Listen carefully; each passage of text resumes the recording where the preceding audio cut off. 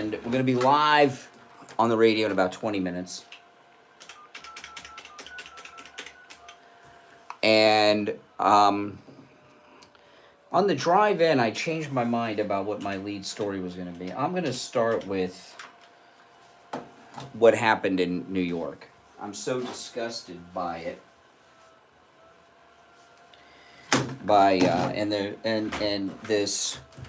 This idea that these people are afraid that what happened to Daniel Penny will happen to them. That's not what I saw.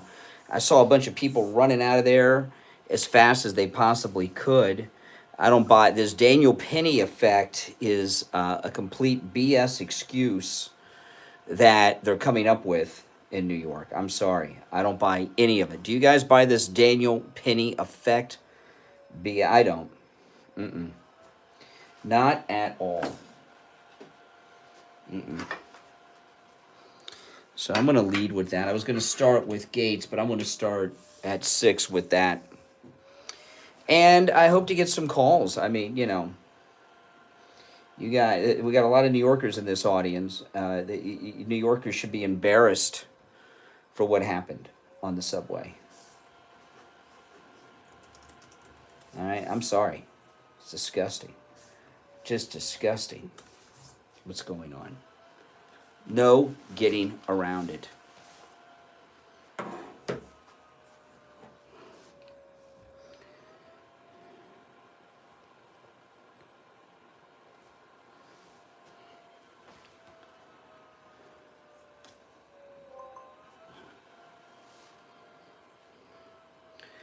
Yeah, don't buy this Daniel Penny effect thing.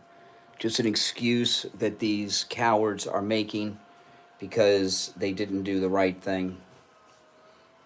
I'm sorry, that's the way it is.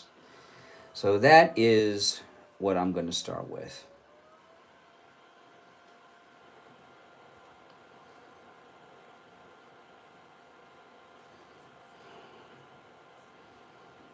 The Daniel Penny effect is complete BS.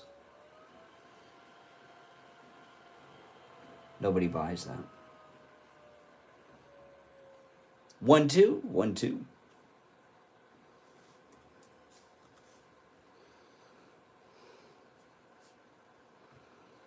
Welcome.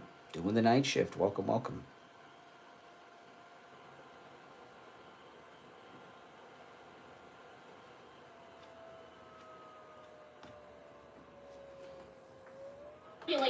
Media, because one of the biggest offenders is DC and Congress have not been able to do one thing in regard to the rogue corporations of social media.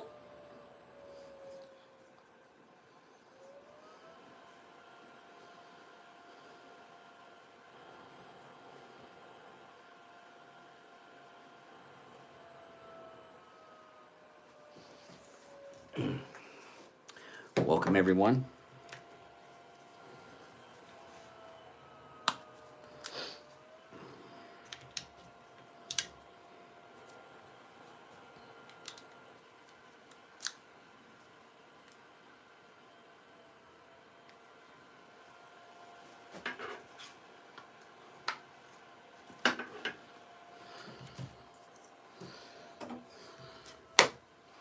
Yeah, they should be ashamed of themselves. I don't know if they are ashamed of themselves.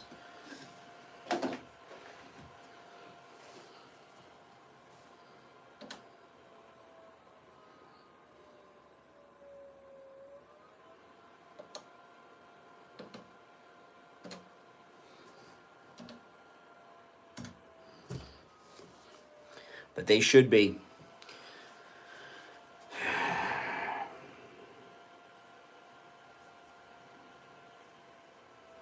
They should be. A normal person would be.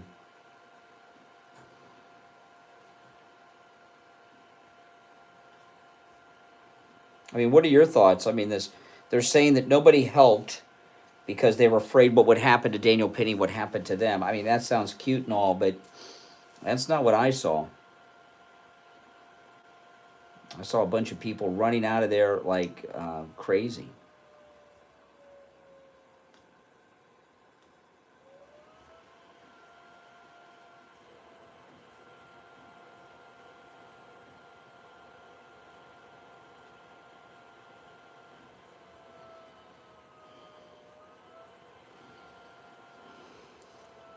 Yes, welcome. Good morning.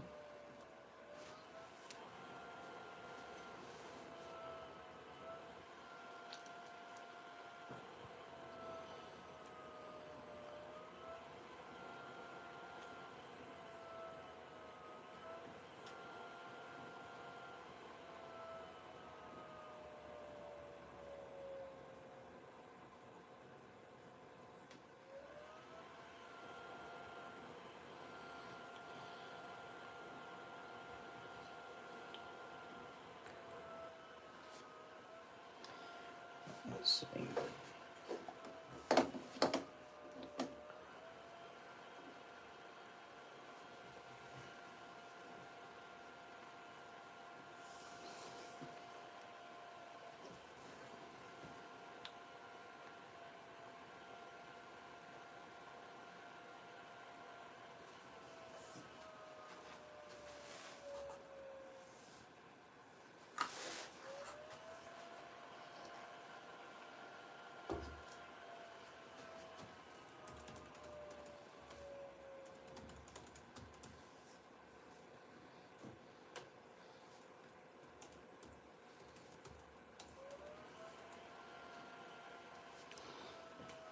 Welcome, everyone. If you're new, make sure you subscribe. My name's Brian. This is where Banga comes to talk, no doubt about that.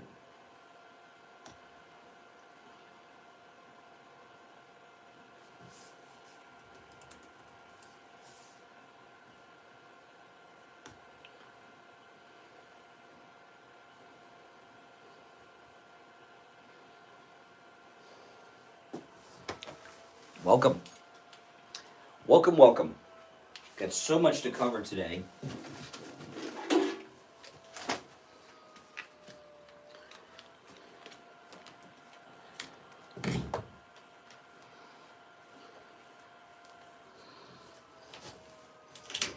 Yeah, it's interesting, because sometimes, like today, I change my mind when I'm driving in about what I do. I did those early morning live streams, so I did a live stream, as I was driving in, and what I do a lot of times on those live streams is, give a little preview of what I plan on talking about, and then I start talking about it, and like today, I decide, you know what? I'm gonna change what I'm gonna lead with. I am so disgusted by the city of New York that it's got to be talked about.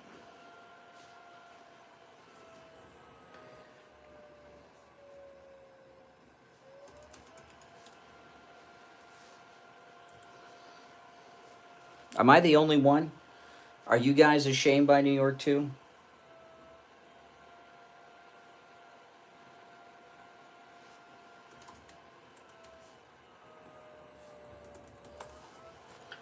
Uh,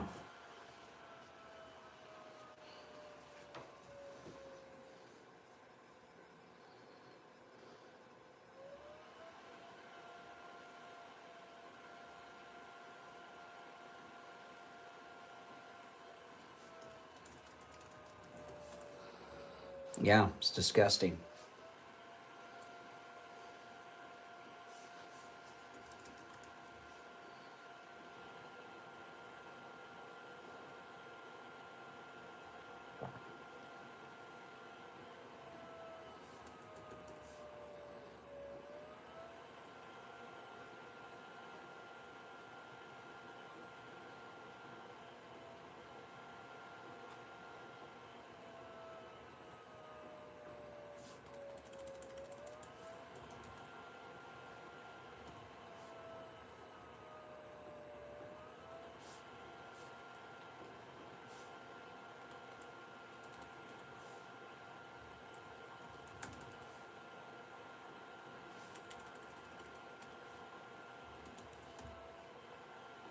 Yeah, there's no doubt about it. Merry Christmas.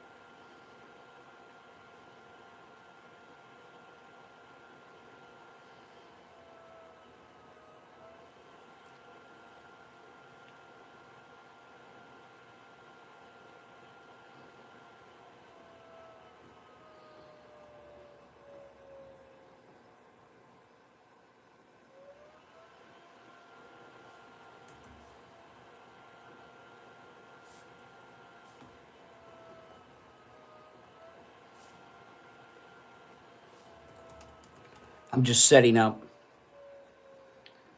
for the next, I'm thinking about changing the thumbnail.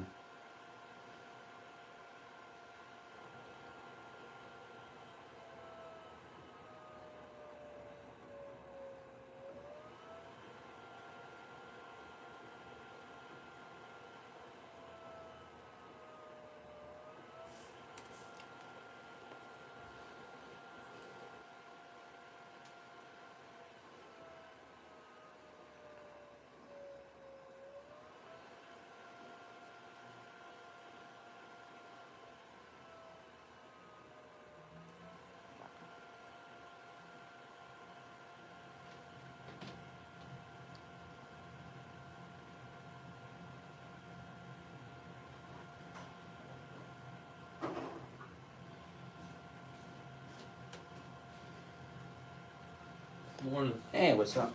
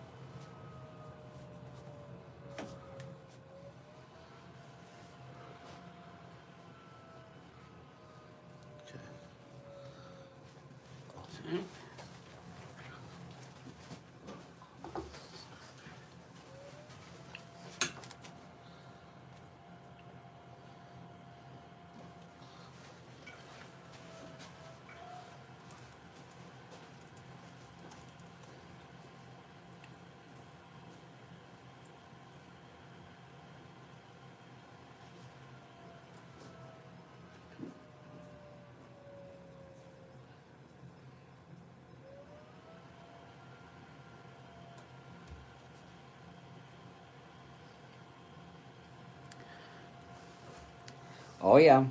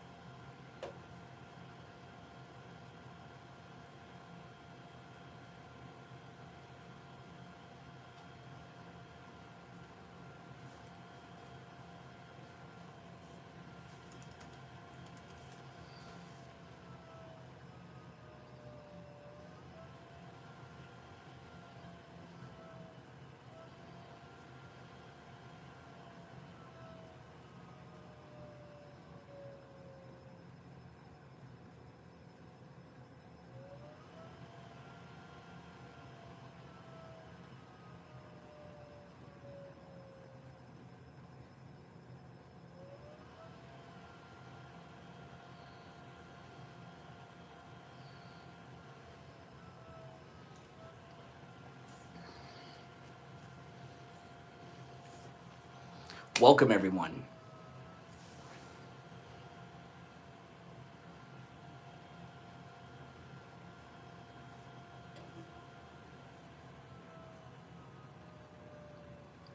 We'll be live in just a couple minutes.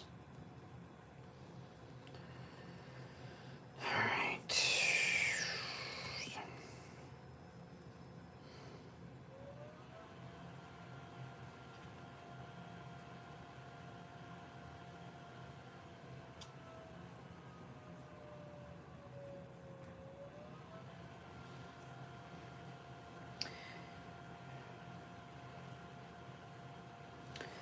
All right, I'm just getting organized. Yeah, I'm so I was gonna lead with the Matt Gaetz story, but I'm not. I'm gonna lead with this BS Daniel Penny effect that all the New Yorkers, they really wanted to help this lady, But because of Daniel Penny, they don't want to end up like that.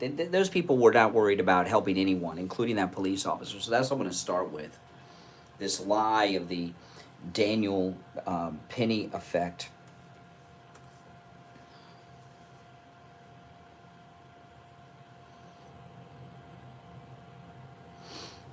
It's disgusting. What an embarrassment. New York should be ashamed.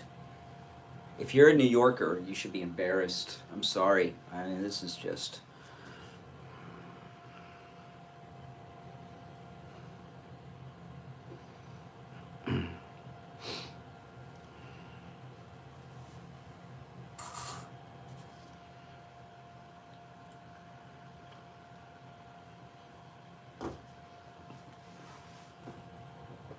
If you're new to the program, make sure you subscribe. And if you're already subbed, do me the favor of liking the video.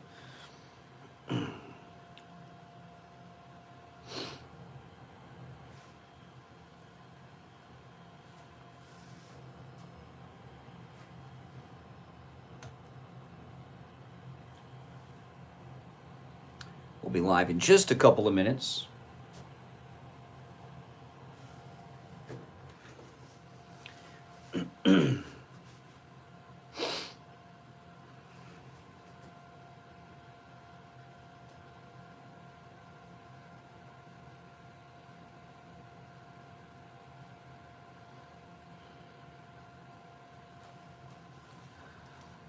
All right, we're at the top of the hour, so not much time to go.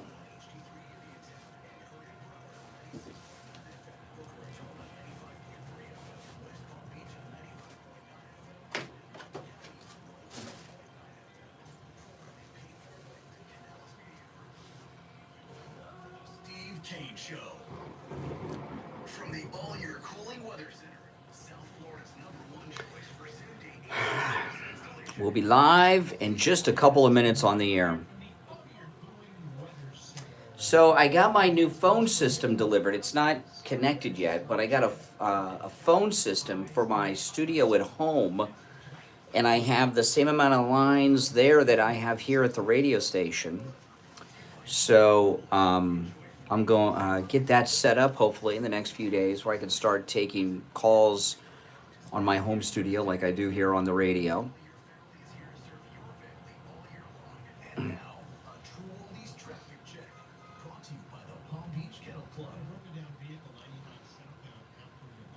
Hopefully I'll have it installed by the weekend, I'm hoping. Things are slowed because of Christmas.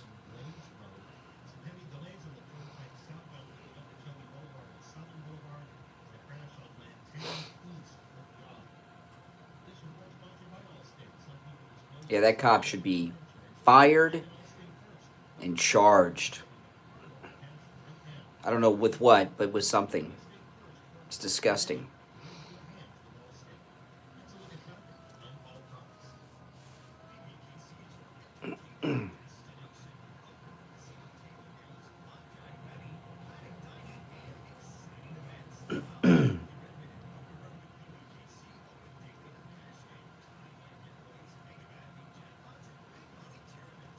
Made in Australia, welcome.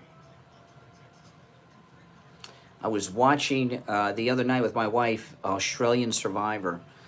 Australian Survivor is much better than our version here.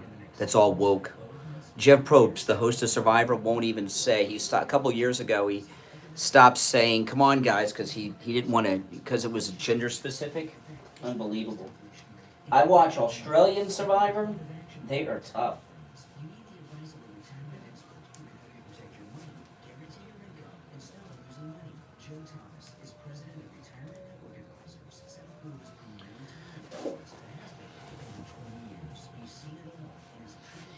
If they wanted to have a hot season of Survivor, it would be Americans versus Australia. We would get creamed. Our woke losers that we have on American Survivor, the Australian Survivor, they are so tough. It's on YouTube.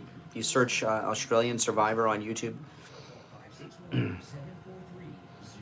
They are bad. I do watch Australian Sky News. Very good. Pretty much every day I watch Sky News out of Australia.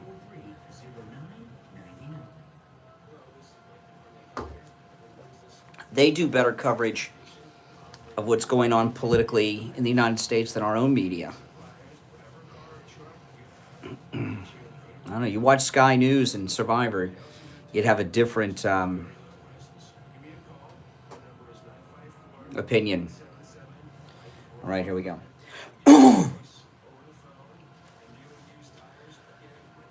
Welcome to the stream, everyone. My name is Brian. This is where MAGA comes to talk.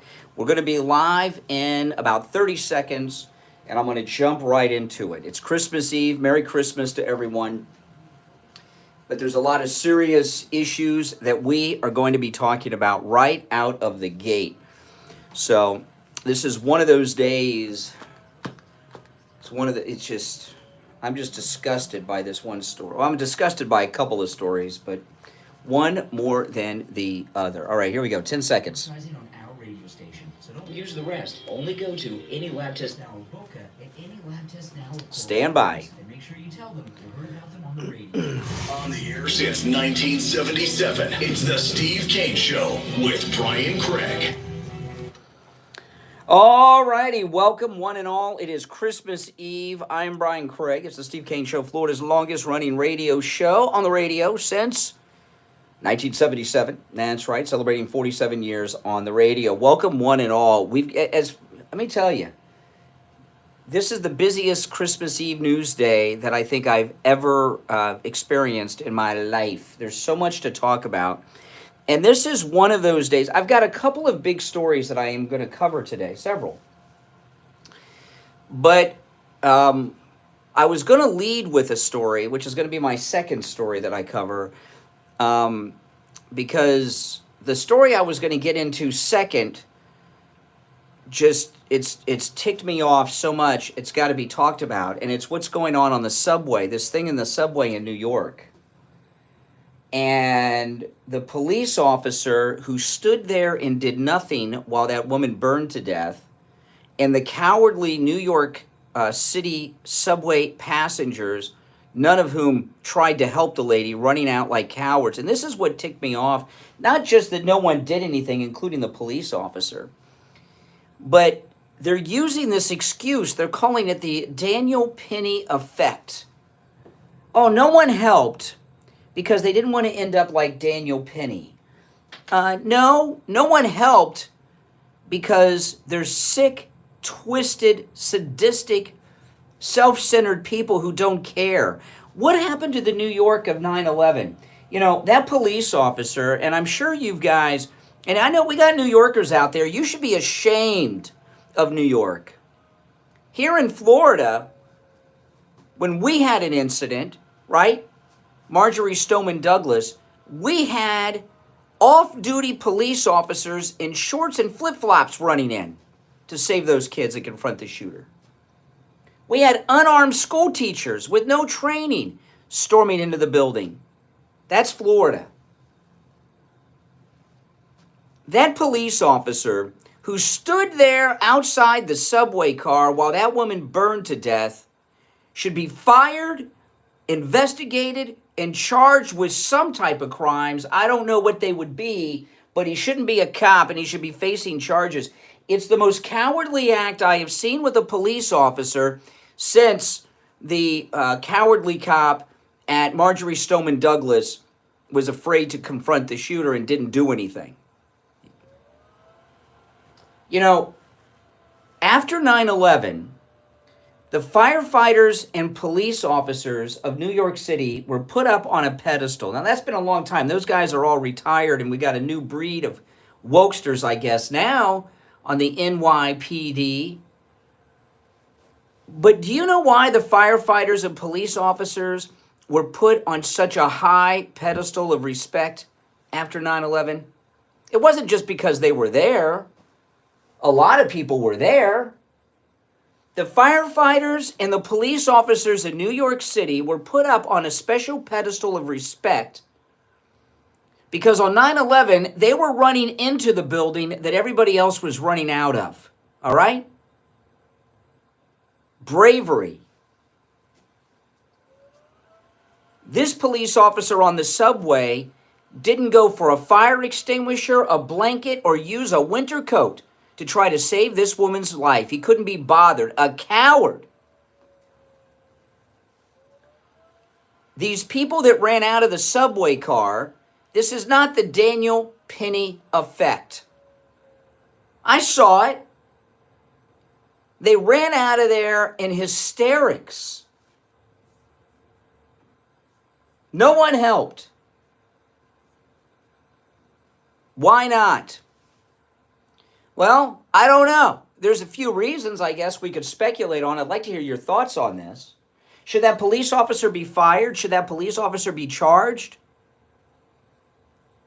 I expect Eric Adams will weigh in on this and say the right things. You know, he's been saying a lot of the right things lately. The police commissioner, I don't know. And the police chief, I don't know. We'll find out. I know if Kelly was still the commissioner, that guy wouldn't be on the job right now. You know, I remember when Marjorie Stoneman Douglas happened and that cop was afraid to go in and pretending to look indoors and all this stuff. Got calls on the air from people and they said, well, would you have gone in? Would you, well, I'm not a police officer. Being a police officer is more than just being some flatfoot waiting for a pension. You know, police work, for a lot of police officers, it doesn't get dangerous very often, which is a good thing. But when something happens, you're expected to get involved and try to save people and help people. Not sit there and watch someone burn. They don't have fire extinguishers around there. There's no winter coats to try to throw over the lady. I've never seen something like that. You know, I've seen instances myself and have been a part of when there's been emergencies and people get involved. Whether it's calling the police or getting involved yourself. Never seen something quite like that. Who has, outside of, war zones. But this is not the Daniel Penny effect. Now, I'm not a New Yorker. I go to New York as a tourist. I wouldn't go now. It's dangerous. What an embarrassment. And I'll tell you, it's a disgrace the way those New Yorkers, it wasn't just the firefighters and police officers after 9/11 that stood up. Regular civilians in New York were helping and taking great risks on 9/11 and after 9/11. It was one of the most patriotic, unifying events that we've ever seen in any of our lifetimes in the United States. But there was so much respect put on the New York City police office. The firefighters got most of the glory because so many died. More firefighters died than the police. So the police still got a lot of respect. It's supposed to be the finest police department in the world. That's not what I saw on the subway. I saw a guy, a flatfoot, waiting for his pension, doesn't want to take a risk. I understand, they got families and everything. Well, don't take a dangerous job.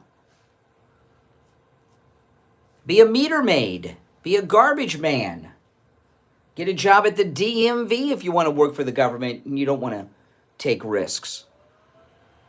That's your job. I mean, I've never seen anything like that. In my family, police officers and firefighters in my family, and some of them have taken incredible risks.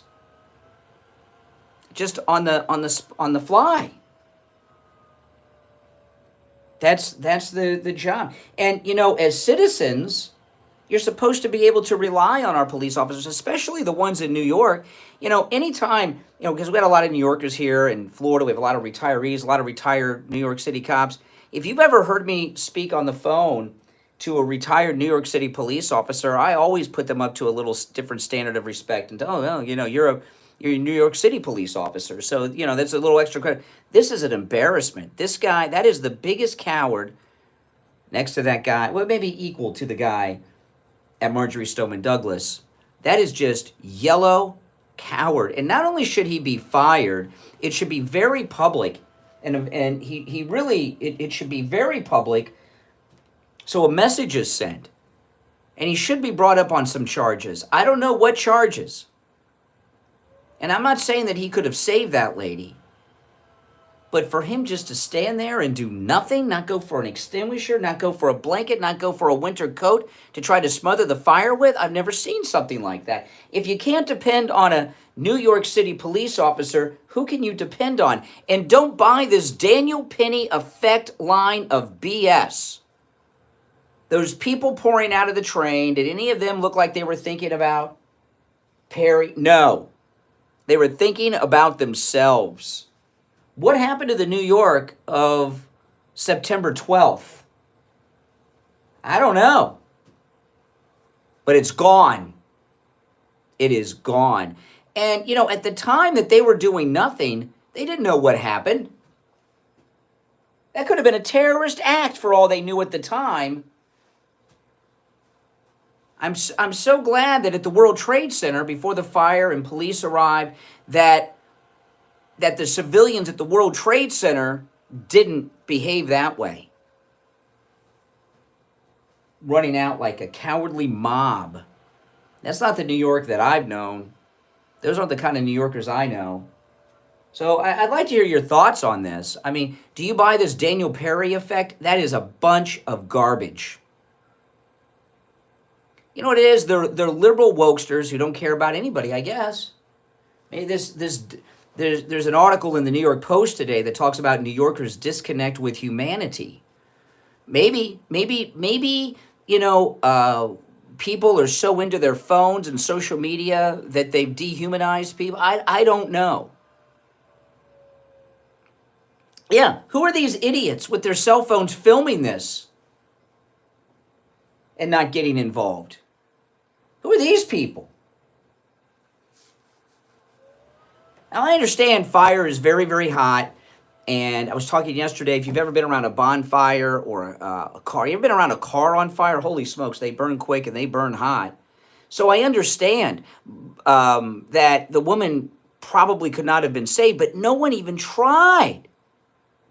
People were more concerned about getting a viral video up on Twitter than saving the life of a person, or even attempting to, or saving their own dignity. So I'd like to hear, I do have a lot of things to talk about other than this, but this is, what really, it was disgusting what happened, and then I'm watching the news, and they're talking about the Daniel Perry effect, like Penny effect. I keep saying Perry, guys. I'm sorry. The Daniel Penny effect. And that's what ticked me off. Giving an excuse to that coward cop. Giving an excuse to those coward New Yorkers that ran out like in a panic off the subway train. I'd like to hear your thoughts on this. Our number is toll free. It is Christmas Eve. We're here live on Christmas Eve, guys. Our number, 1-888-465-2631. 888-465-2631. It's a toll-free call no matter where you're listening. We got a lot to cover. We'll be right back. Call the Steve Kane Show live on air now. 888-GO-KANE-1. This is the Steve Kane Show with Brian Craig. Hey, it's Scott with a quick reminder that the greatest hits of the 60s and 70s are back on the radio right after 10 a.m. this morning. Check it out on South Florida's True Oldies channel right here. Sloman's and their free home security system and free doorbell camera with professional installation offer is here. Yep, finally some great news. How would you like a free doorbell camera? You get a doorbell camera, you Yep. get a doorbell camera, and you can get a doorbell camera. The first 40 True Oldies listeners who call 833-283-5050 will get this limited time offer of a free doorbell camera that connects directly to your smartphone with installation of your Sloan Shield.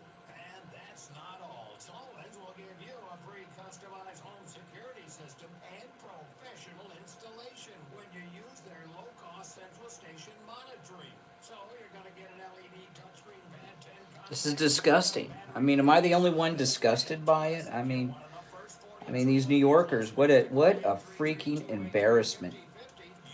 What an embarrassment.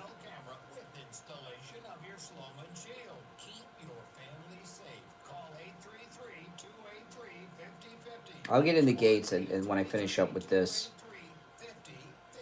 Tom McCurdy here from Reporter Contracting, Roofing, and Building Restoration.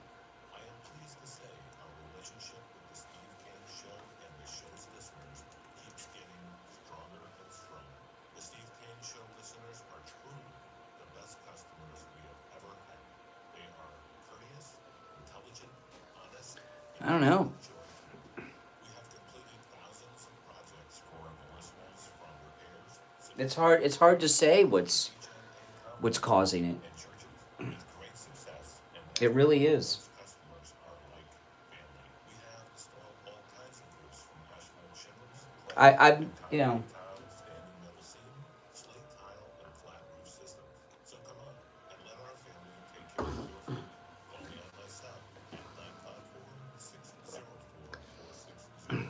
We'll be back shortly, guys. At LeeZepContracting.com. The number again is 954-604-4602. Maybe it's a liberal thing. What do you? I'll explain what I mean by that when we get back.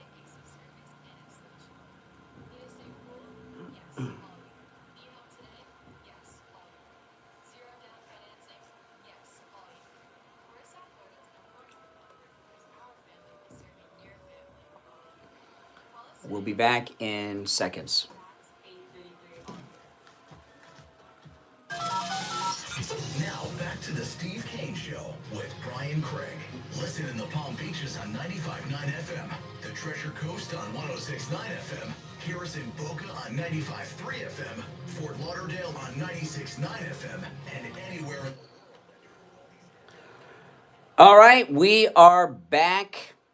I'm Brian. It's the Steve Kane Show, Florida's longest running radio show. Talking about this instance of what happened in New York. Here's an article in today's New York Post. No one helped. The bystanders were too busy filming. The cops, instead of wrapping their jackets around a burning woman in an F train, walked by. I mean, what the heck? I mean, what's going on here? You know, when President Trump was shot by that Never Trumper in Pennsylvania, you know, what was amazing about that is that the crowd of MAGA men and women, they didn't run. They stayed. In fact, it was the only mass shooting event like that, because it could have been a mass shooting. It was the only shooting event like that I've ever seen where people didn't run out like those New Yorkers did on the train. And President Trump's talked a lot about this. And the reason that the people stayed, I mean, that's something, right? That's something. If the people at the Butler rally were on the train, they would have done something. But the reason the people at the Trump rally in Butler stayed after the president was shot was two reasons, which was very risky because they didn't know what was going on. They didn't know where the shooting was coming from. They didn't know how many shooters there were. They didn't know what they had. They all could have gotten it. They stayed there to protect Trump. Some people say to see if he's okay. That was secondary. The people there stayed because if something was coming, they were going to have to face that crowd. The crowd stayed to protect Trump. One of the bravest things I've ever seen in my life. Civilians, unarmed civilians.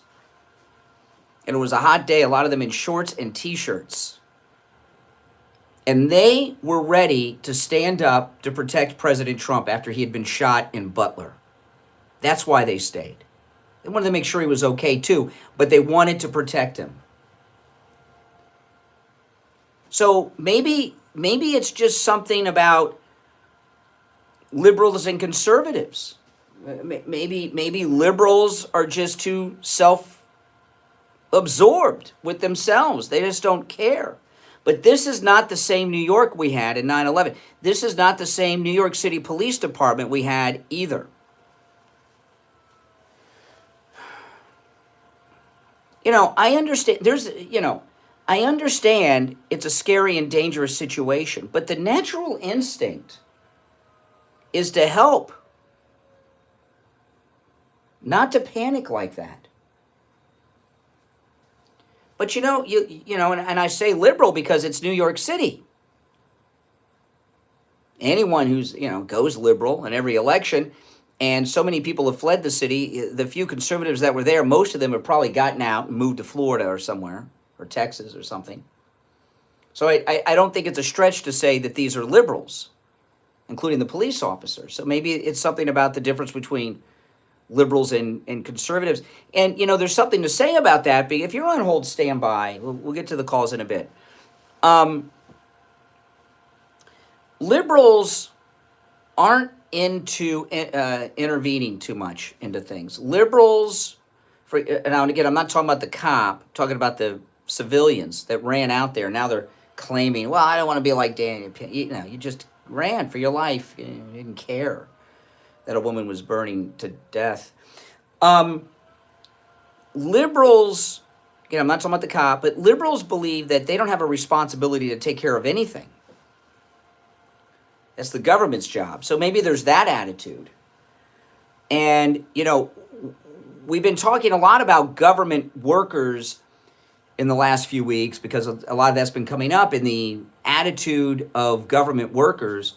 Government workers generally are very lazy, just waiting for their government pension. That's it. That's what most of them are doing. That's what happened at Parkland. I mean, Parkland, that school's a fancy school, fancy people, fancy neighborhood, had the sheriff giving special attention to the city. So a police officer that gets a cushy job like that, being the resource officer at Marjory Stoneman Douglas before the event, that was like a retirement thing compared to if you were the school resource officer at Ely or Dillard or something, right? Or my old high school, Stranahan. That's like real police work in those places. So you get a lot of these guys that are police officers that are so overweight they haven't seen their penis when they've urinated in years, and their way they could chase down a suspect, they'd get outrun and be out of breath, and they're just counting down to get that pension. They punch in, they punch out. They're useless. And there's a lot of government workers like that.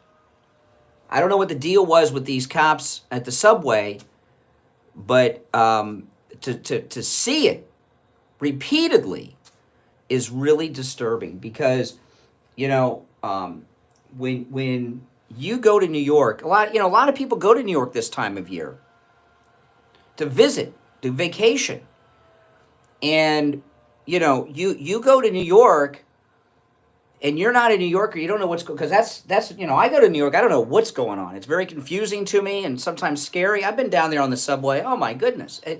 To me, as a tourist to New York, and this is not an exaggeration, the subway is more frightening sometimes than the scariest roller coaster I've ever been on. All right?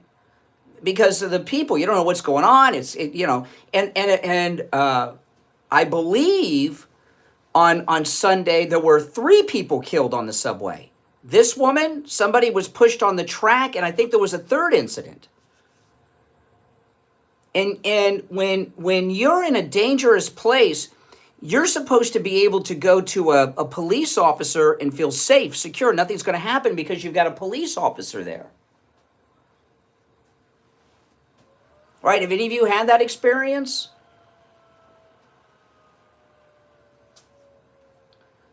I've had that experience in some places I've been before in my life. Been some very dangerous places. I see a police officer, I feel safe, but then you look at Marjory Stoneman Douglas during that event. You look at the subway over the weekend in New York. Big problem here. So what's wrong with these people? Is it liberalism? What's going on here? And I don't accept this Daniel Penny effect. That is an excuse to some people that are humiliated. And there's what's happened with social media, and instead my daughter, my wife and I had a conversation with my daughter a while back, and my daughter, something was real interesting. I was watching this funny video online by this family of comedians and musicians. You may have heard of the Holderness family. There were a lot of songs. And they had this thing called Gen X Christmas. And it was about what Christmas was like in the 70s and 80s for people that were my age. And if you're my generation, it all made sense. Oh yeah, we had this shared experience, whether it was a trapper keeper or something on TV, or having wood paneling in the house, or a TV show or something like that, a movie. But now, because of social media and living in the phone, we've lost a big connection that people have, right? You know, there aren't any more movie stars, and it's not because of the movie theaters. There's so much entertainment in the palm of your hand. There's no connection for people that they have to be a part of seeing a movie or a TV show or a song, even listen to a particular song anymore. Okay, it's not the same way. So Gen Z and maybe the millennials, they don't have a connection, and there's a disconnect from humanity because they live in their phones. You know, they do business through text and email. There's no personal interaction. People aren't real to them. So there's a lot of that too. You know, and I know every generation, whatever the new technology is, the generation before says it's going to be the end. You know, maybe it's every time there's a new generation and there's new technology, there's a bigger disconnect. But what I saw in that New York City subway was a lack of empathy and just really a lack of humanity. You know, here in Florida, I mean, when you see events, you ever see an accident on the side of the road and people pull over and help? You ever see somebody collapse at the beach and people go and I've seen this type of thing, but not in New York. You're on your own. The police aren't even going to help you. You know, it's almost like The Purge, where the police don't respond. That's kind of like what happened on the subway. All right, we're going to take our break for the bottom of the hour. If you're on hold, hang in there. I'd really like to hear your thoughts on this. I don't buy this Daniel Penny effect at all, and the news should be ashamed of themselves. Well, I guess the news are based out of New York, so they don't want this shame on them. I don't know, but it's not Daniel Penny. There's something else at play here. So I'd like to hear your thoughts on that. We're going to take our break, but I have some other things I want to bring up as well. All right, our number is toll-free, 1-888-465-2631, 888-465-2631. We'll be right back. You're gonna really love it. It's the Steve Kane Show with Brian Craig.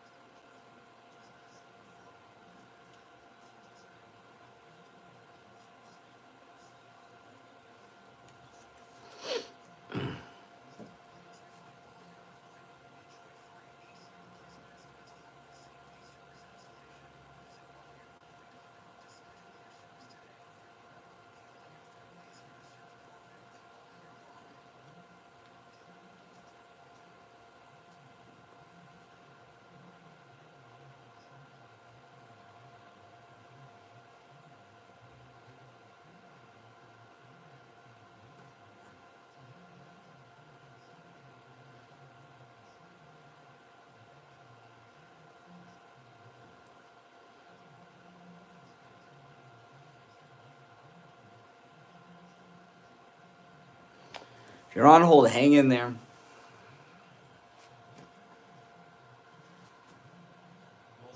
We'll be back shortly.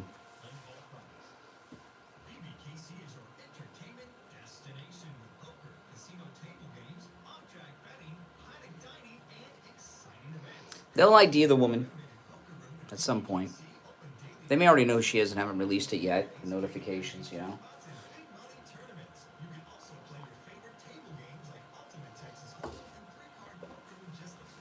Yeah, I'd get at it. New York is so unsafe right now. I mean, you can't even depend on the police when you're victimized. I mean, what the hell?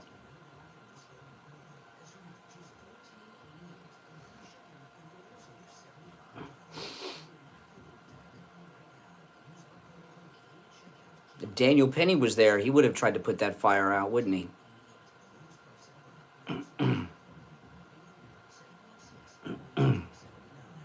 Absolutely, he would have.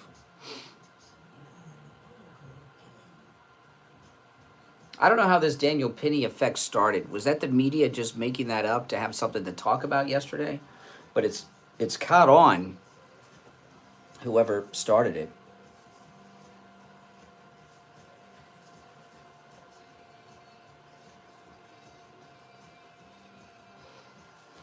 Hard to say. Very hard to say.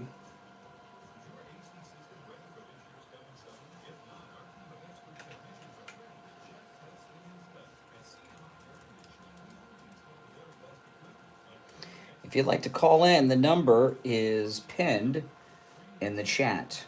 If you're on hold, hang in there.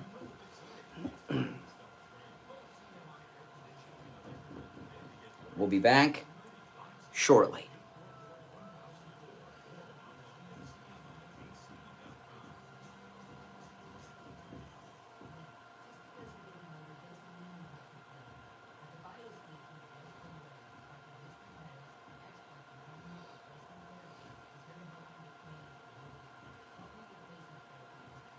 No, I'd get out of New York.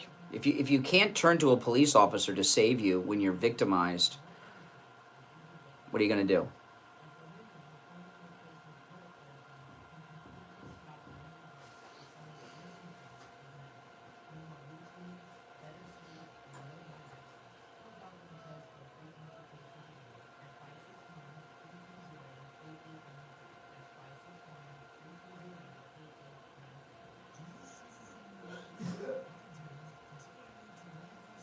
Bless you.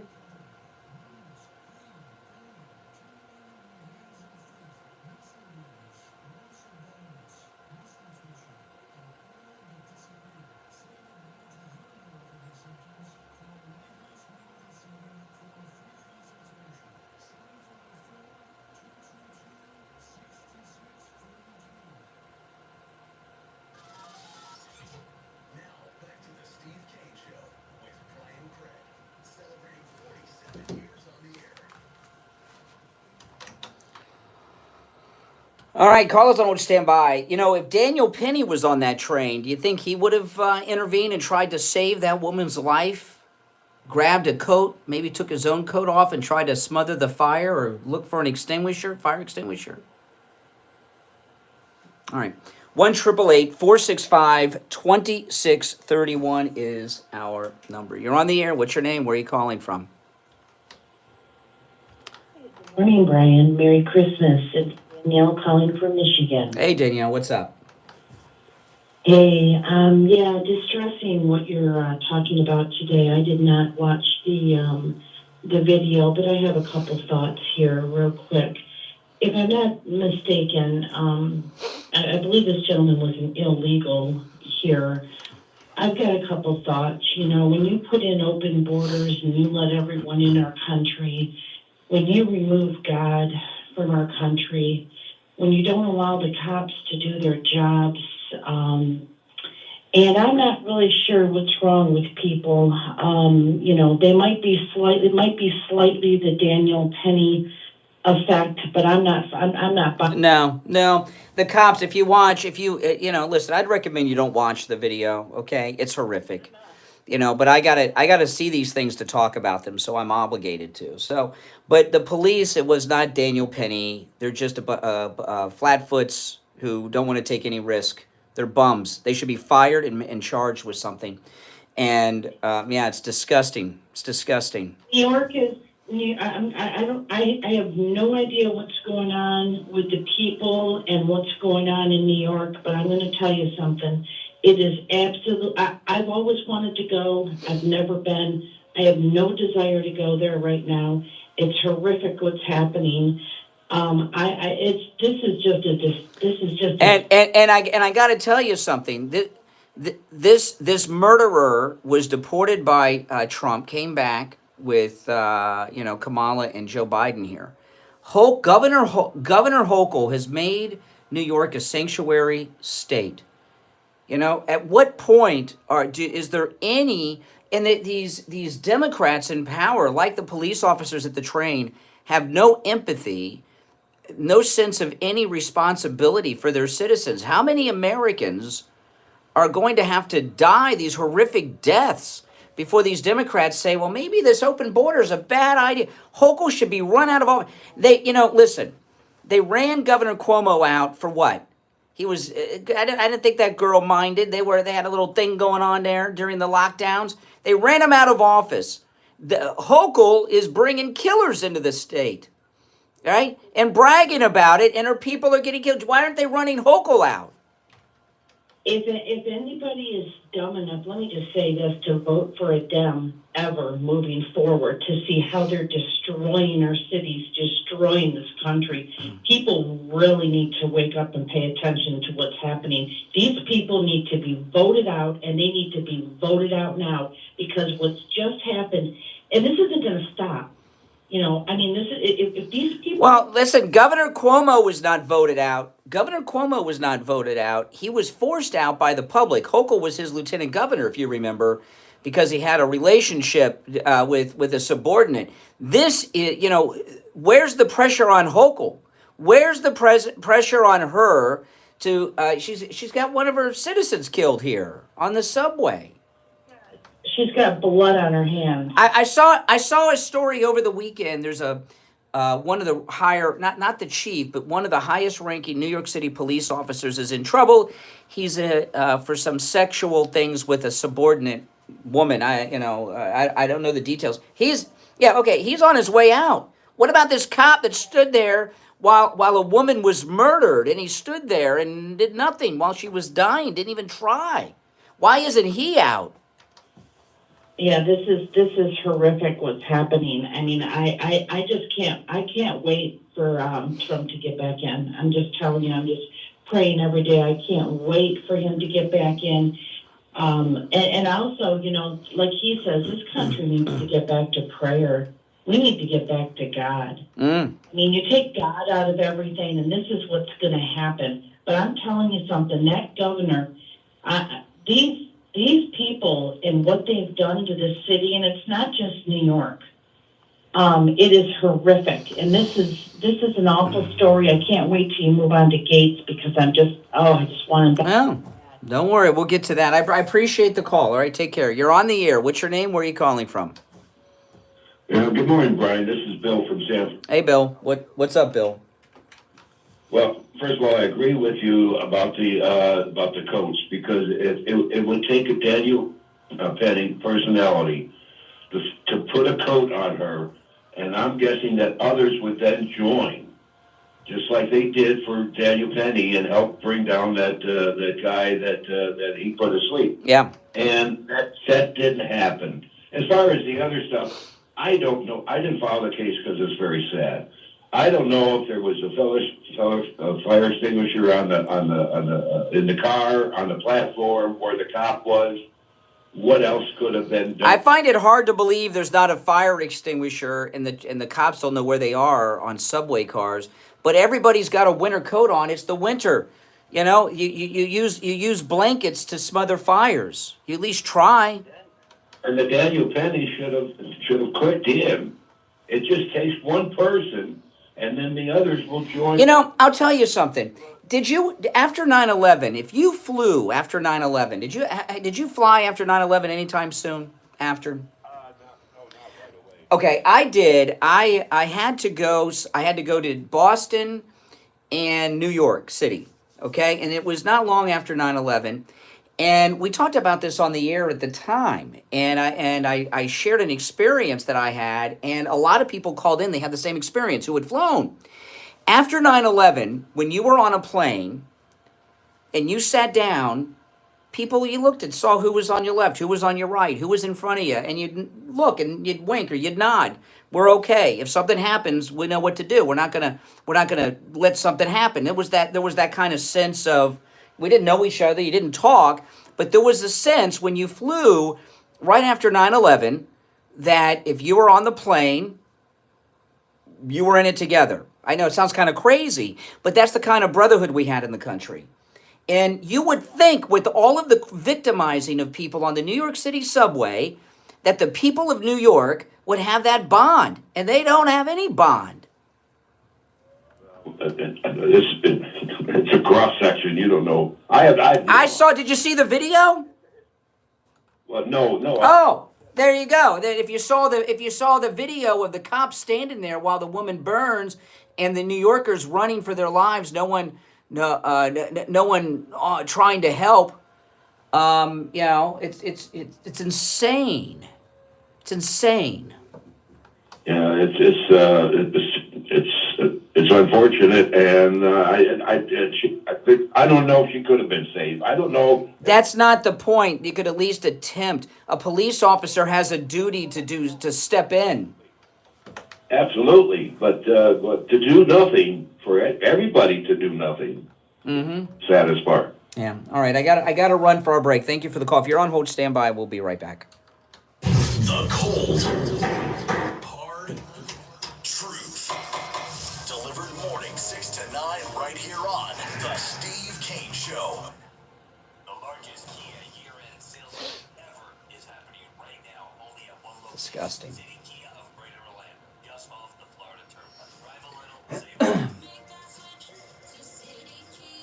The largest year-end sell-a-thon ever is going on right now at City Kia. If you're looking for a new Totally disgusting. or any other stuff, please don't go for less. Nobody beats a City Kia deal. Nobody. The largest discounts ever offered are available now. Save up to $17,000 on a new City Kia. Interest rates as low as 0%. New Kia Sportage from only $149 a month. New Kia K4s from only $189 a month. All offers on select terms and models with approved.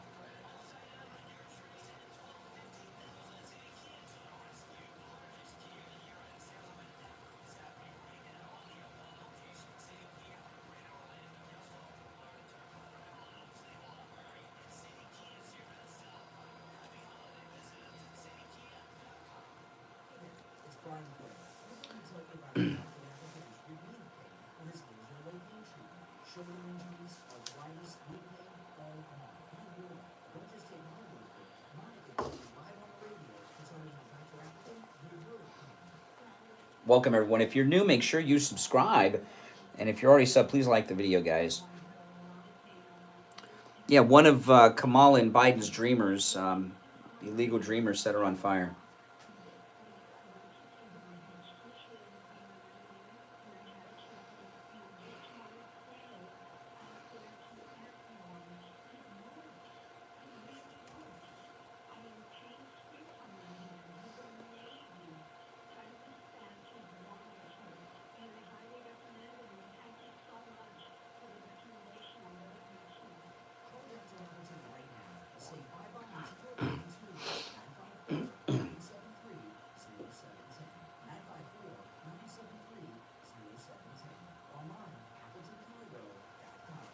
This is Steve Kane. I want to tell you about my favorite restaurant in all of South Florida, Breeze Plus in Coral Springs. Breeze just the way you like them. Tender and delicious. Succulent on the inside. Everything homemade. Nothing. Has anybody in the chat, have you ever intervened? Has there ever been like some kind of emergency, a car accident, a lost dog, something where you've intervened in your life? I have. Nothing like that, but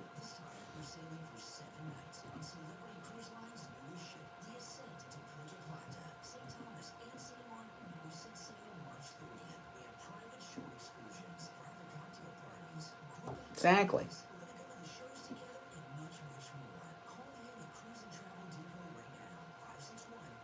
Yeah.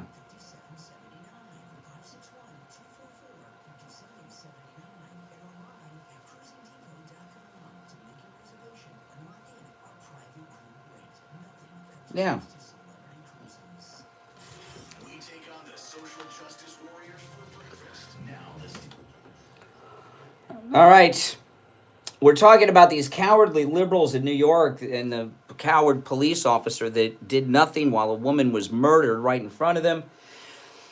Our number 1-888-465-2631. You're on the air. What's your name? Where are you calling from?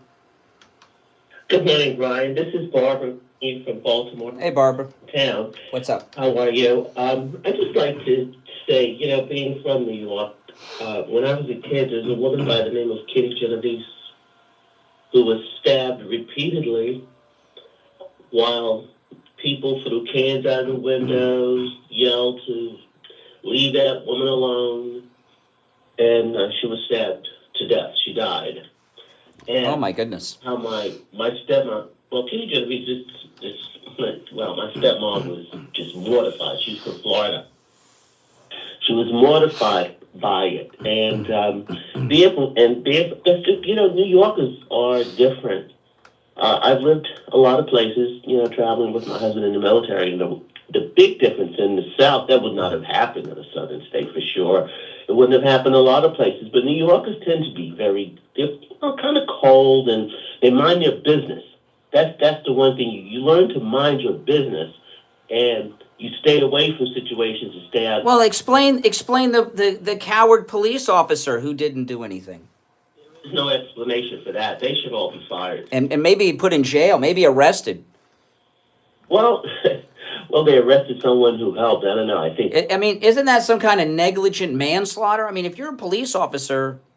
Dereliction of duty. I mean, and you think about it, it's wintertime. It's just like you said. Everybody had on a coat. Everyone. Exactly. Here in Florida, I mean, I'm wearing a T-shirt, so it'd be a little difficult. But up there, I saw the people running. They got coats on. I don't even have coats that heavy because I live in Florida. And if they had just done that, someone threw a coat on her and started rolling her, she might not. I mean, of course, he lit her the upper part of her body, so she.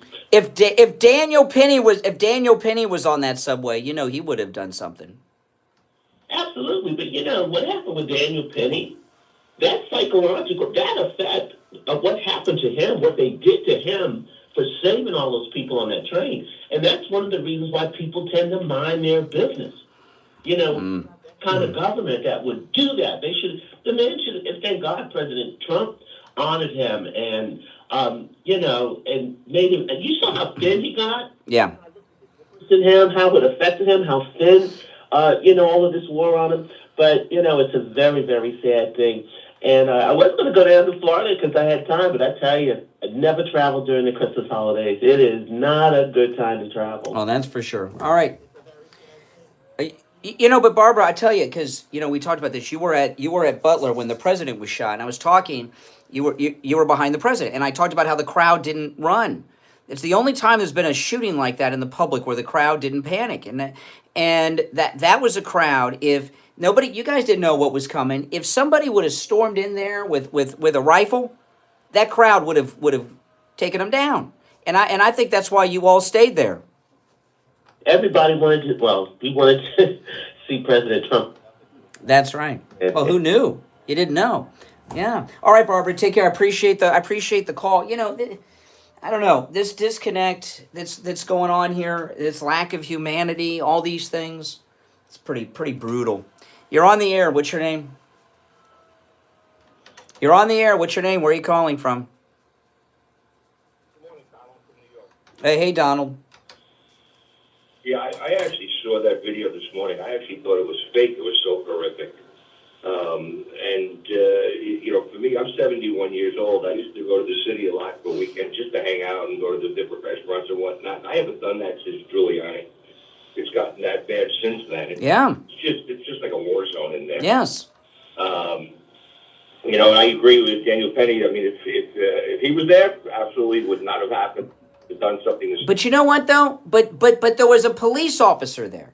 The cop did nothing, and there's no way there are not fire blankets or extinguishers on the subway cars and the transit cops. If that guy was a transit cop, he knows where they are. I mean, nobody even that cop should be fired. should be made and brought up on charges. Absolutely. I mean, look what they did with Daniel Kennedy, how they put him through charges, and what they did with him. They make it, these liberals make it in a place where if you defend yourself, you're going to spend everything you have to defend yourself and keep yourself out of jail. That's how sad it is. No, we're not, see, this is different. We're not talking about people that tried to take down the killer. We're talking about there's been somebody who's been victimized, that she's been lit on fire, and no one took off their winter coat and tried to smother the fire. Come on. Can't wrap my head around it. I just can't wrap my head around it at all. It's so emotional and so nerve-wracking. Just shameful. I mean, I live here in New York, and I'm also a Floridian. I go back and forth in the winter, but just shameful. It is. My state. No. My own state. No, how can you? All right, I appreciate the call. And let me tell you, I hope there's pressure put on Governor Hochul. Now, you know, we can't turn back time and save this woman now. You know, but I'll tell you, our borders are, it's gonna make his job a little easier, because this is the face of what they're bringing here. Okay, and this guy that murdered the woman is as insane as it gets. I mean, he didn't even try to get away. It looked like he was planning on doing it again. Now, after the top of the hour break, I'm going to switch gears, but you're welcome to call in about this throughout the show. I'm going to get into the Matt Gaetz story and break that down and tell you what I think Matt Gaetz should do, and also like to hear your thoughts on that, because what they did to Matt Gaetz yesterday was disgusting. It's pretty disgusting. So we're going to cover that, and there's a few other things we're going to cover on the program as well. Our number's toll free, 1-888-465-2631. We are here live on Christmas Eve. Tomorrow we will not be live on the radio. There'll be Christmas music on all the radio stations tomorrow, so tune in for that. Friendly Tire in Margate. I checked with Friendly Mike yesterday. Of course, open normal hours today. Closed on Christmas, but reopened Thursday for regular hours. And, you know, what I remember when I found Friendly Tire years ago, it was really a godsend. I mean, the price is basically what you're getting when you buy tires from Friendly Tire in Margate. You're getting tires at wholesale prices, because his prices are so low. He buys directly from the supplier, and he really gives you very low deals. You know, he has thousands of used tires in stock, good used tires, at good prices. But the new tires, as low as $70 a tire, new, out the door and on the road, and that's common sizes on some of the most common vehicles on the road today.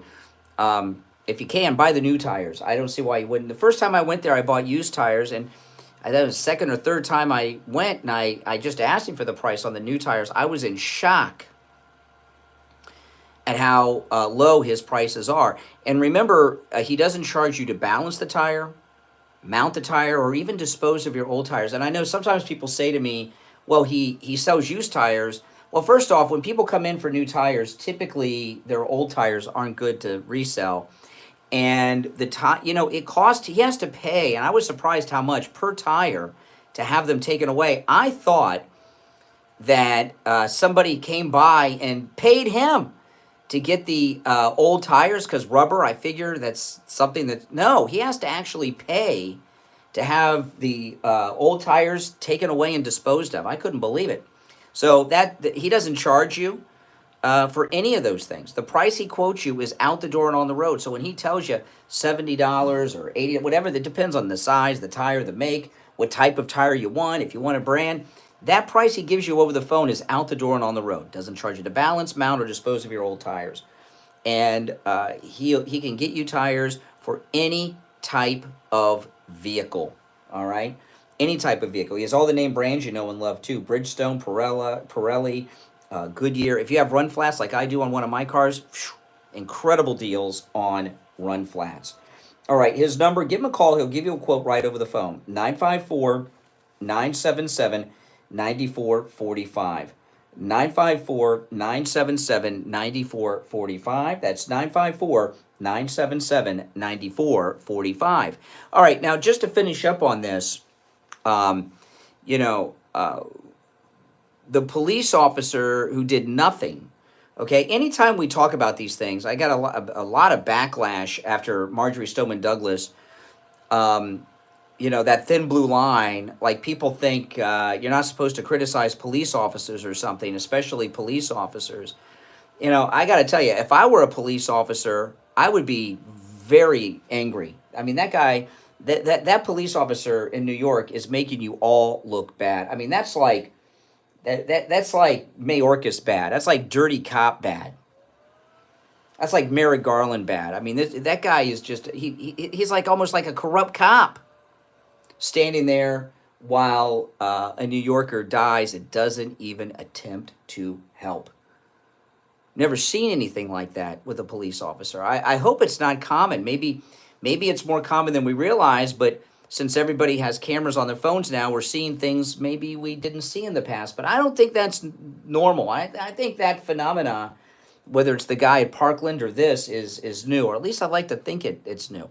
All right, we're going to take our break for the top. When we get back, I'm going to get into the politics and the Matt Gaetz story because it's very, very important.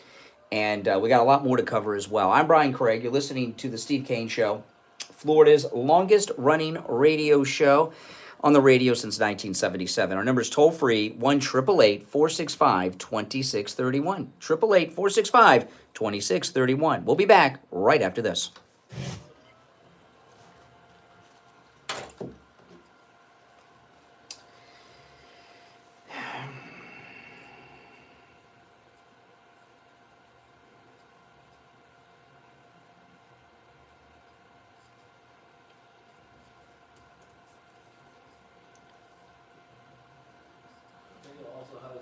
Something to do with the bystander effect of someone will handle it and then everyone's Yep. just watching instead. And a lot of people that I see are not noticing in the video is the illegal is fanning her as she's on fire. You see that? Yeah, like try to make it spread. Yeah, like he has his jacket off and or one of the jackets are like a thing. He's blowing it on her. Yes. So I think people are because I see a lot of people are seeing that as, oh, like there's one person that's trying to help. No, that's the guy who lit her on fire. Yeah. Is continuing to, like, you know. Insane. And it wasn't just one; there was two police officers. A police officer walked the other way too. So two police officers sat there doing nothing, walking side to side, and people were just watching while the guy who did it is right in front of them, all continuing to fan. Exactly. It's crazy. I see a lot of people, this is why I hate the internet, people are saying that, oh, why is she just standing there and she's not doing anything while on fire? It's like, shock is one of that. And like, people are trying to say, oh, she's on drugs because she wasn't moving. It's like, yeah.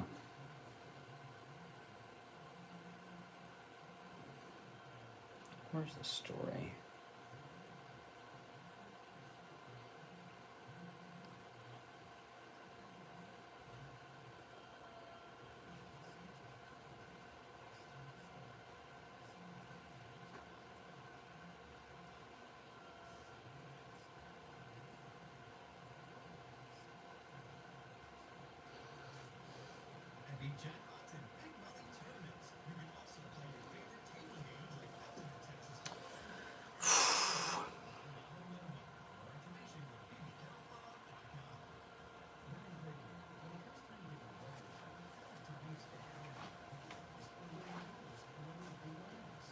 There's no live spots on the log?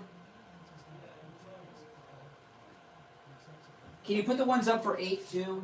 Just so I can pace myself, if there's it, so I can pace myself? Okay.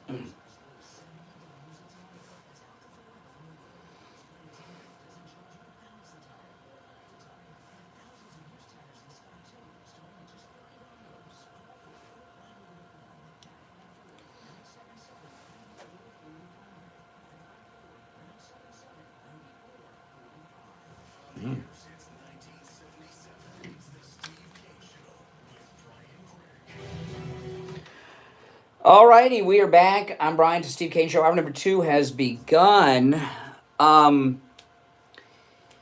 Okay, I want to talk about what happened with Matt Gaetz. What's going on with Matt Gaetz is so sick, so twisted, all right? None of the allegations released in that report about him are true. I talked about this at the end of yesterday's show, but I want to recap that and then give you the update. Sex with underage prostitutes and doing drugs and, First off, someone that's involved in politics, are they doing coke and having sex with underage prostitutes in front of people? No. But this is how I know it's not true. And this is what I said at the end of yesterday's show, but I want to restate it. Matt Gaetz spoke at Turning Point USA in Arizona, where President Trump was. He spoke there over the weekend. Charlie Kirk runs the outfit. It's his organization that he founded, Turning Point. Turning Point, and Charlie Kirk is a Trump insider. So he knows everything that's going on. Turning Point USA is a youth outreach organization to high school and college students.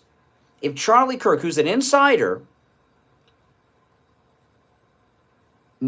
believed any of that was true, would he have Matt Gaetz there? Of course not. Second, this.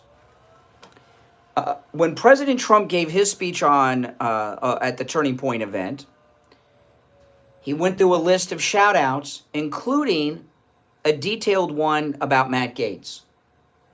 If what was in that slanderous report were true, would President Trump have said such good things about him on stage at Turning Point over the weekend? I say no. What they're calling prostitution is insane right now. You know what they're calling prostitution? If you buy something for a date, she's now a prostitute. If you take your girlfriend shopping, she's now a prostitute. That's what they're calling it. You take your girlfriend on a trip, you've paid for sex. That's what the report is saying.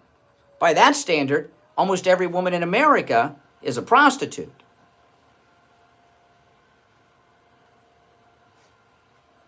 If any of those things were true, President Trump and Charlie Kirk would be totally disconnected from him.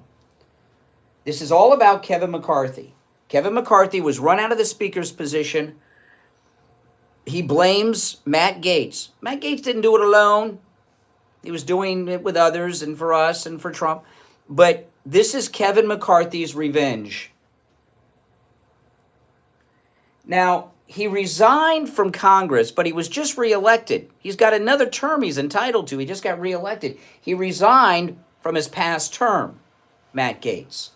Now, he resigned because, and now my understanding is this is the only time they've released a report like this on someone who's not in Congress. Well, why don't they release all the reports?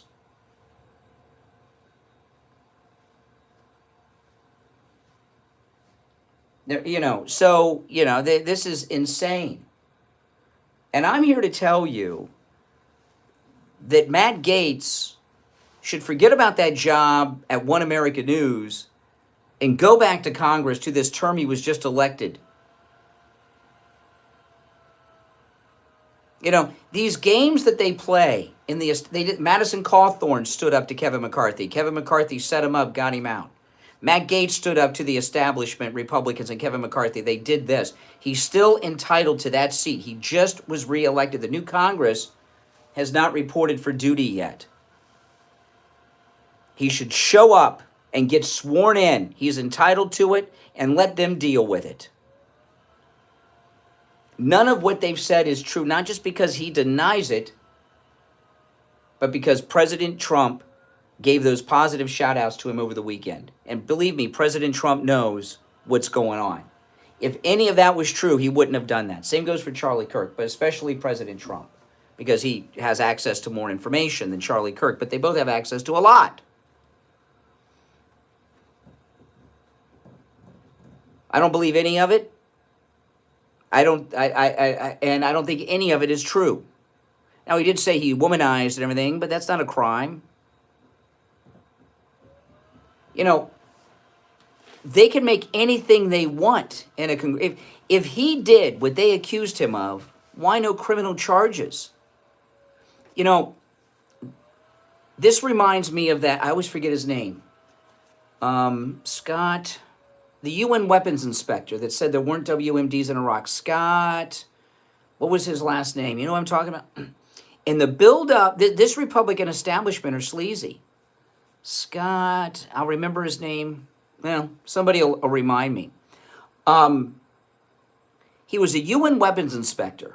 He'd been to Iraq. During the build-up to the war in Iraq, he said there's no WMDs in Iraq. He was on all the cable shows. And not only was he on all the cable shows, he was changing opinion on it. He was turning public opinion against an invasion of Iraq because he had been there. Scott Ritter was his name. Scott Ritter. And he was on all the network television shows. He was on all the cable shows. He was doing interviews on shows like this one. We may have had him on. Or maybe we had him booked and then this thing happened. And we know Bush and Cheney were lying about WMDs in Iraq now, don't we? Yeah. And then all of a sudden, one morning, I get up, I do my show prep. Oh, Scott Ritter's being arrested. They found inappropriate things with underage people on his computer. And that was the last we heard of him for a long time. Right? They set up Scott Ritter. They set up Scott Ritter because he was going against the military-industrial complex and the Republican establishment war machine. When they get you, you know, there's certain things that when people do them or are connected to them, they're done. Underage sex, you're done. Okay? That's it. They did it to Scott Ritter. They've done it to Matt Gaetz. So Matt Gaetz should report to Congress. He should report to his term.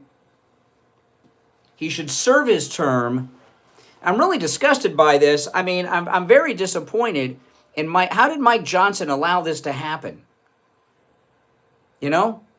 We got the budget thing. Okay, I can live with that because we're going to get the new budget in March with Trump. But how did Mike Johnson allow these slanders to be released when they never release these reports on members of Congress when they're no longer in Congress? So he's not in Congress right now. He resigned this seat. He actually made a deal with them not to release the report if he resigned from that term, and they released it anyway. That's why he should show up.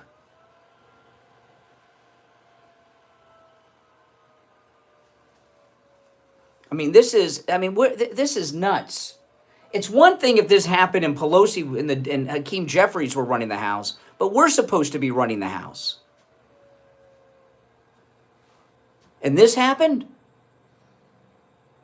Not only do I know it's not true because President Trump backed him, but he went out of his way to do it. He didn't have to do that shout out to him. He doesn't do shout outs to everybody that's there. He went out of his way to give him a shout out at Turning Point. And I believe he went out of his way to do it. Gave him a little extra shout out because this report was coming out filled with lies, filled with slanders. All right, if you're on hold, hang in there. We're going to take our first break of this hour. When we get back, we'll take some calls. There's a lot more to share. I'd like to hear your thoughts on anything we brought up so far this morning. I want to tell you, though, that if you or someone you know or love suffer from neuropathy, you want to call Lighthouse Medical. You know, Lighthouse Medical has a treatment for neuropathy that works and it lasts. I keep telling you, Steve had his treatment done over 2.5 years ago. His neuropathy has not returned.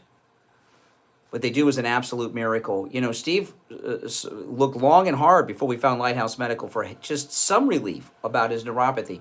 His primary doctor said there's no treatment for it. And, you know, he went to a neurologist, a specialist, no treatment. That's your life. And then we found Lighthouse Medical, and they rid him of his neuropathy symptoms. The numbness, the pain, the burning, the tingling in the hands and feet, the dizziness.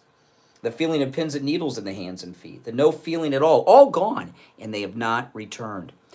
Give Lighthouse Medical a call. Make sure you tell them you heard about them on the Steve Kane Show, and you can take advantage of their no-charge consultation. 754-222-6642. 754-222-6642. And online, lighthousemedicalcenter.com. They can help you no matter where you are located in America, too. Even if you're not local and you can't make it into the office, or if you're local and you can't make it into the office, they can help you even if you can't make it into the office. LighthouseMedicalCenter.com is their website. And again, the number is 754-222-6642. We'll be right back. Call the Steve Kane Show live on air now. 888-GO-KANE-1. This is the Steve Kane Show with Brian Craig.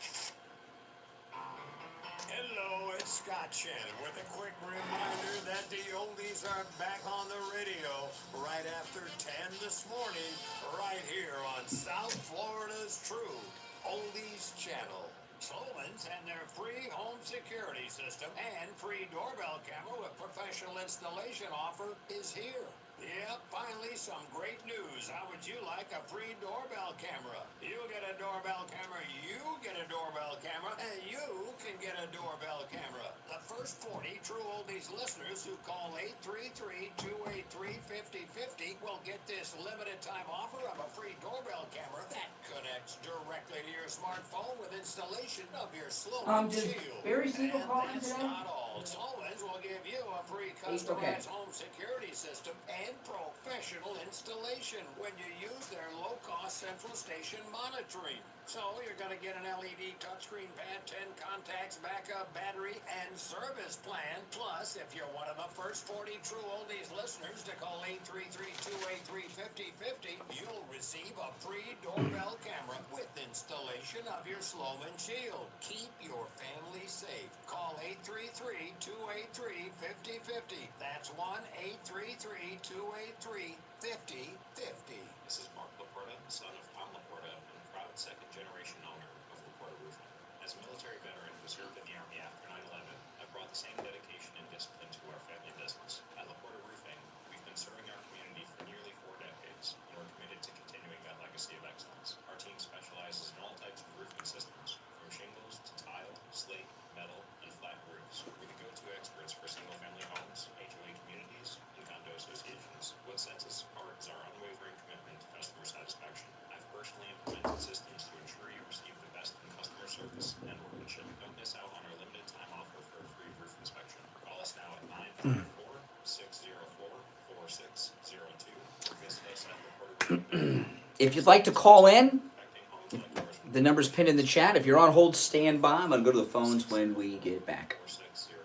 When it comes to dental work, there's no one better than Dr. Gupta at Brighton Dental. But don't just take my word for it. This is Richie the bus driver. He called in on the air to share his experience with Dr. Gupta. You're on the air. What's your name? Where are you calling from? Yeah, this is Richie, Dr. Gupta. I go 139 miles to this guy. I had a broken tooth. He fixed it. It was supposed to be temporary. It lasted 2 years. He put dentures in my mouth that are a lot cheaper than anybody else. And he's excellent and no pain. I recommend this guy. To me, he's the best ever. So I want to get that out of the way. Listen to Richie the bus driver. Go see Dr. Gupta at Brighton Dental. 954-922-4633. 954-922-4633.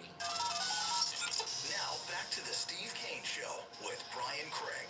Listen in the Palm Beaches on 95.9 FM, the Treasure Coast on 106.9 FM, hear us in Boca on 95.3 FM, Fort Lauderdale on 96.9 FM. Call me on the air, Santiago, and I'll answer. All right, callers on hold, stand by. I'm Brian. It's the Steve Kane Show. We are back and talked about quite a bit so far this morning. Let's go to our phones. You're on the air. What's your name? Where are you calling from? Good morning, Cassandra. I got to tell you, I don't go to the casino when we go on our cruises, but if they had it by name instead of numbers on the roulette wheel, I would always bet on Doug because I got other callers on hold. I took one at random, and it seems to always be Doug. What's on your mind, Doug? Well, first I'd like to say Merry Christmas to you and Steve and your families and all the listeners. The other thing is you were mentioning that nobody got involved. You know, that seems to be the New York thing. I was walking down 6th Avenue one day, and it was during lunchtime, and the walking was almost impossible. Nobody was moving. I finally got over. I see this lady laying on the floor dressed, and I see everybody stepping over her. And I think I said, okay. Oh, yeah. I said, nobody would help me. I said, this is what's going on in New York. Nope. No. But that doesn't. Were there police officers ignoring this woman you saw, like on the subway, or not, or just regular people? No. Oh, that's the difference. We got cops here in New York that watched her die, didn't even try. Yeah, well, how about this? I was going out of a concert at Madison Square Garden, and it was freezing out, and a homeless woman's laying on the floor there. So I went up to a cop and said, listen, can't you put her in a home or something, man? I'm not going to go touch her. Yeah, but this is a woman who's in a life or death situation. She's on fire. All right, Doug, I appreciate the call. You're on the air. What's your name? Where are you calling from? This is Mike from Louisiana. Hey, Mike. You know, with Matt Gaetz here, here's the deal with this. He's the lawfully elected Senate House member from that district, right? That's right. But here's the deal. What they're going to try to do, they're going to try to use this bogus ethics report not to seat him in the House. No, they'd still see. He just won the seat. They would have to go through the process to remove him. You know, if he reported, Matt Gaetz should show up and take that seat. And by the way, he should run for governor or in 2 years, or Marco Rubio's Senate seat in 2 years too. But take his seat. You know, don't let them release this report of lies and scare you off. You know, Matt Gaetz is very popular in his district. There's a story in the New York Times today. They interviewed people in his district. They love him. Right, and that's the thing. And look, he still still has a ton more that he could release on whomever.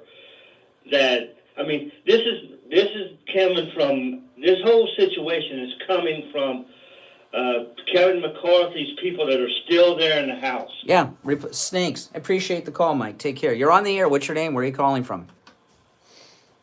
Pam from Michigan. Hey, Pam. What's up? I have a comment about Matt. I love Matt, and I'm a little nervous, so I'm not sure I'm going to say all this correctly, but apparently Matt knew a career criminal by the name of Joel Greenberg. Yeah. Greenberg was a real dirtbag, and he was looking at a long term in prison, and in order to get some time shaved off his prison term, he told these lies about Matt.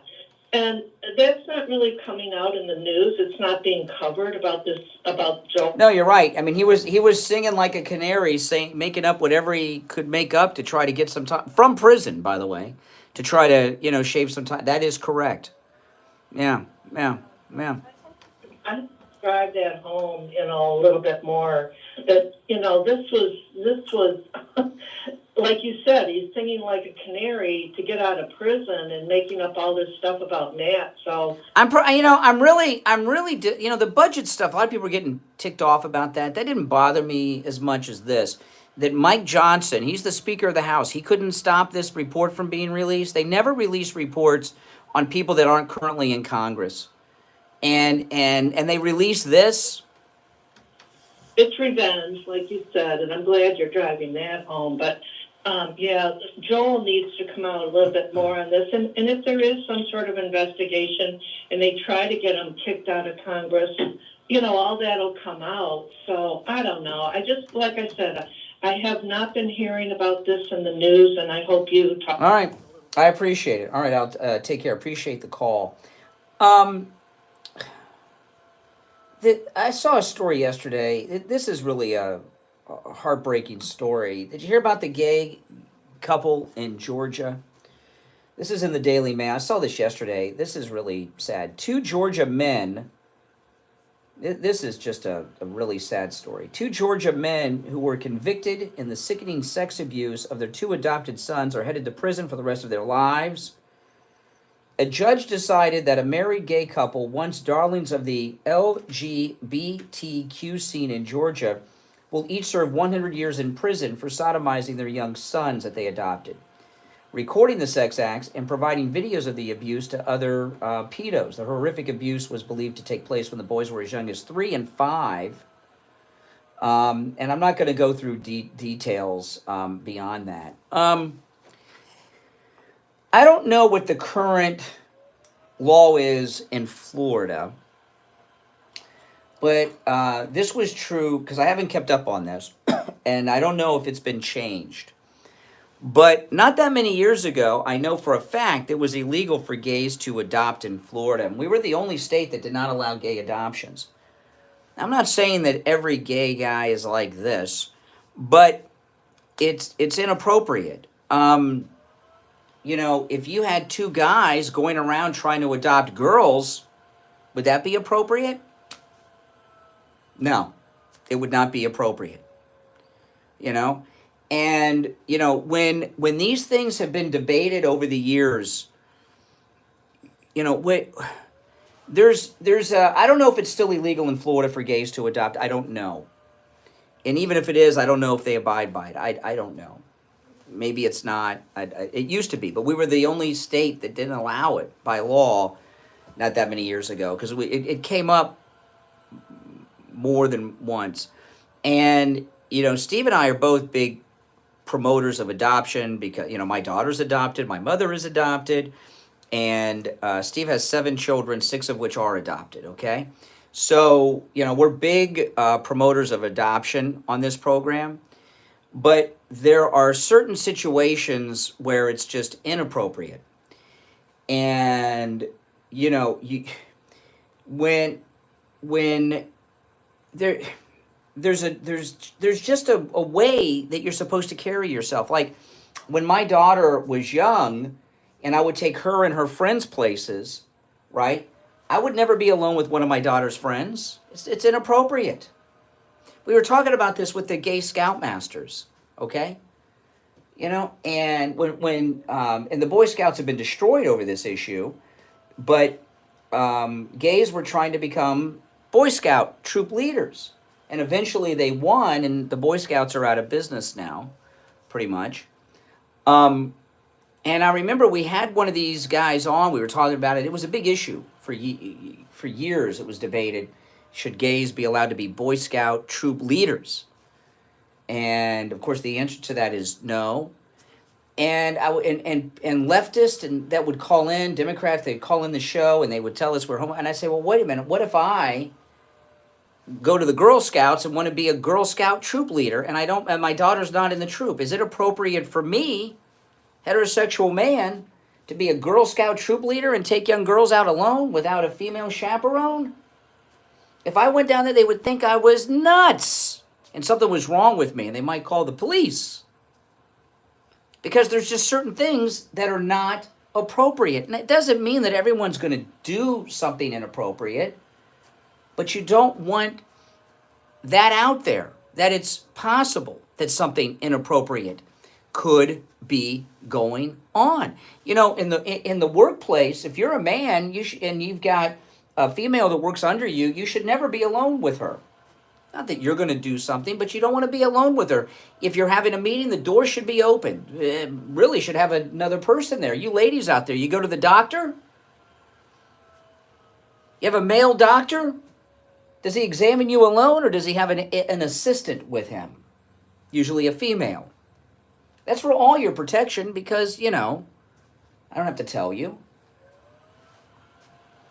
And this story's getting some publicity because it's so horrific, and it's much more detailed than I shared, but I'm not going to share the details. They're too horrific. You can read the story if you want. I'm not going to go into the details of what these sickos did. Justice has been done, but the children are forever destroyed because of it.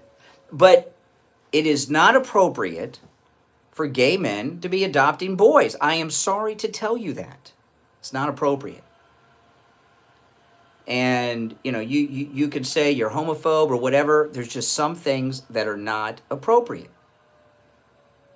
Right? No. It's not appropriate for them to adopt girls. It just shouldn't be. It opens the door up to too many things that are just not right. And what happened here may be extreme, but I'm sure there's more instances similar to this, maybe not on the grand scale, but we never hear about them or they're covered up. Even this isn't getting the coverage it should be getting. We're going to take our break for the bottom of the hour. You're listening to the Steve Kane Show. It is Christmas Eve. I'm Brian Craig. Our number toll-free, 1-888-465-2631. If you're on hold, stand by. We'll go to the phones after the break. Making morning radio great again. It's the Steve Kane Show with Brian Craig.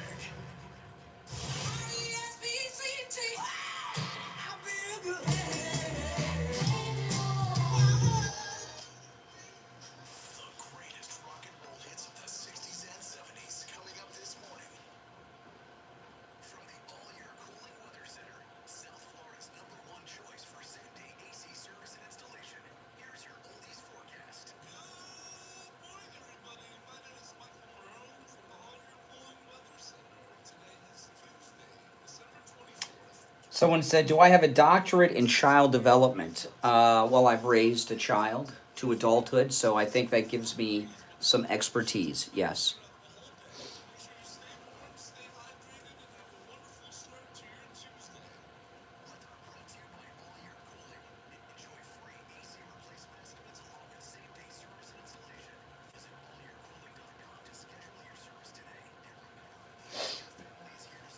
In fact, I think being a parent, raising a child is the equivalent.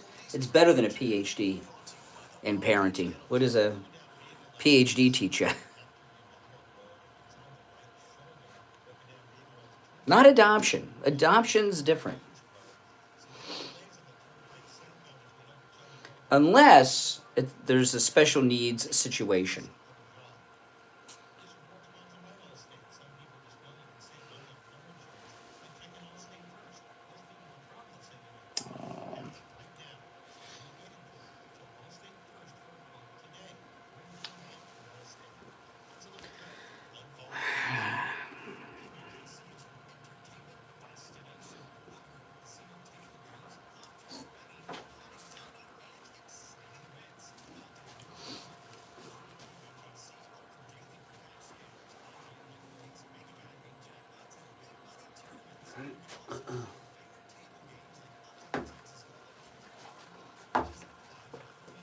Raising a child doesn't make you an expert. Okay. Obviously, someone who's not a parent, although they'll lie and say they have 3 kids or like something. But no, it does make you an expert.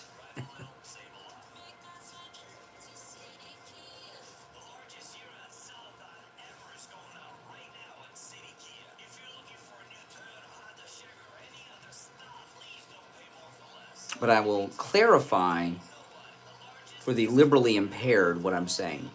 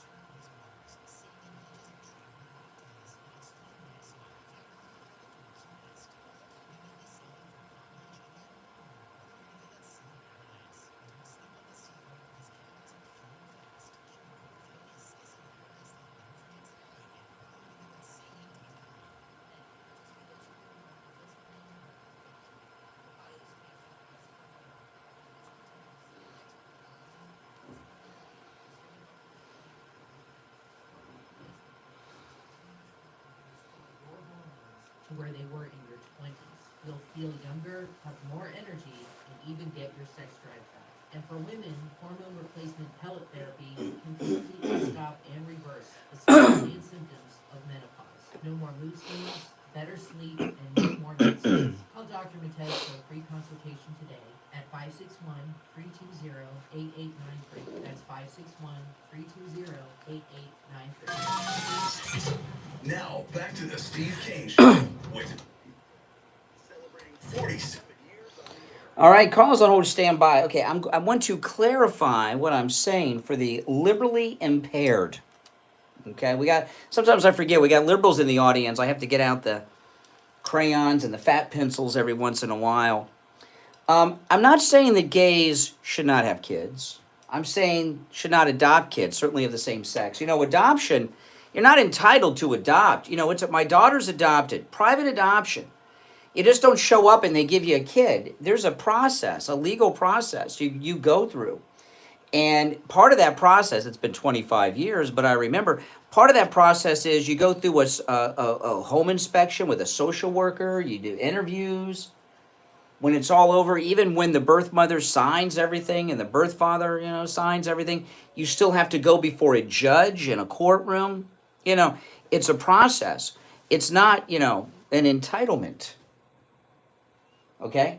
So what I'm saying is, should not adopt unless there's a special needs situation. There are more children up for adoption than there are parents. That is true. However, adoption is not properly promoted. If adoption were, people don't understand how adoption works. There's a lot of negative stigma. A lot of guys say, well, I can't raise a child that doesn't come from my seed. Oh boy, So if proper promotion and education on adoption was done, there wouldn't be that problem, But Steve and I've adopted, in his family and in my family interracially. When it's white children, there's a shortage, okay? Because some people say, well, I only want a white child. Well, right there, that should be a red flag. But if you're open to interracial adoption, the process goes faster. There are more parents looking to adopt than there are white babies available for adoption, okay? But there's older children in foster homes and such. I understand, but regardless, except in a special needs situation, you're going to run into inappropriate situations like this if you just let anyone adopt. It is not an entitlement. All right, let's go to the phones. 1-888-465-2631 is the number. You're on the air. What's your name? Where are you calling from? Blast from the past, buddy. Okay. There's a lot of those around. Oh, hey, Wayne. How you doing? Long time no talk. Yeah, I know. What happened was that I retired a couple years ago, a year or so ago. I just said, I can't get your program. So I said, hey, let me call to see how you guys are doing. Mm-hmm. Yeah.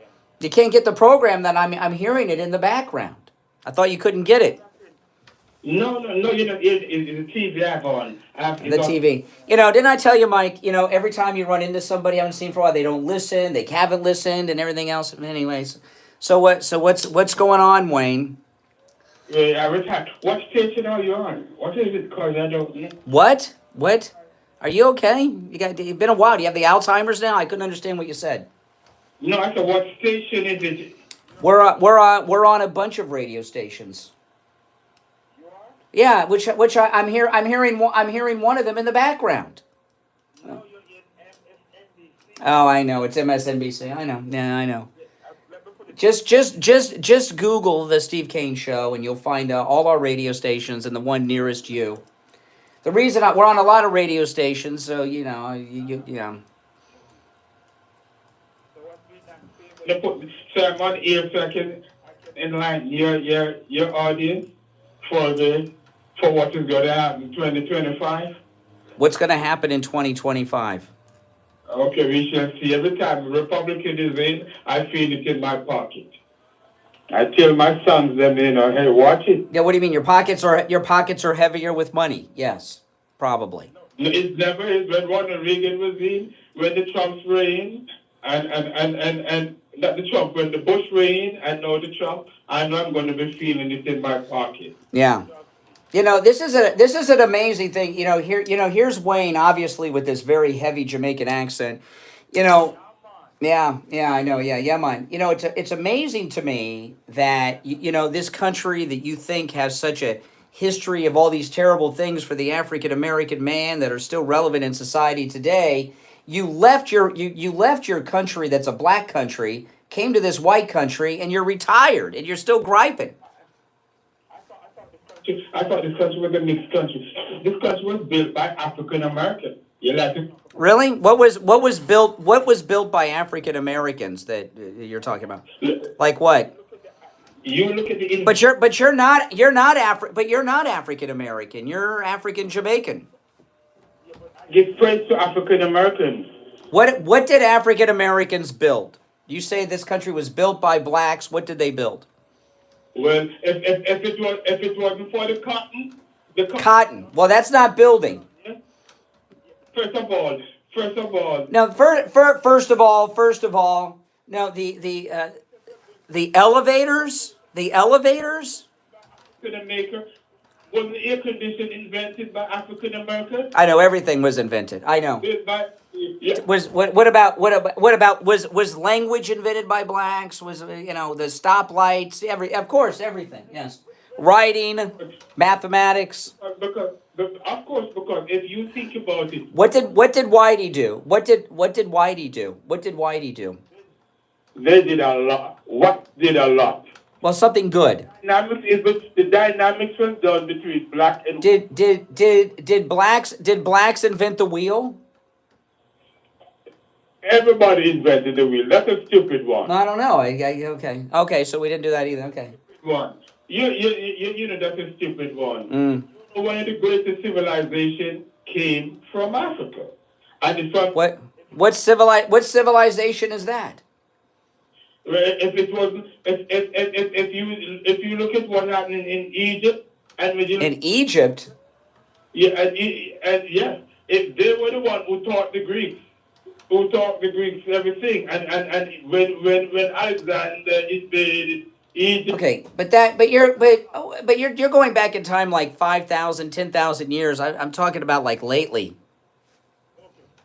Well, Africa's been devastated, and they're so confused. What's the biggest? Let's get more modern. What's the biggest contribution African Americans are bringing to America today? Would you say? The culture. If it wasn't for the culture. Okay, what in our culture do we experience that's African American? What are they bringing? If you look at it, the music, the clothes, how they act, music. Of course, country and western music. So the number one, the number one artist is a white girl, Taylor Swift.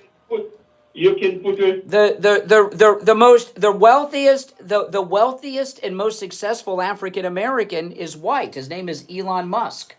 He's African American.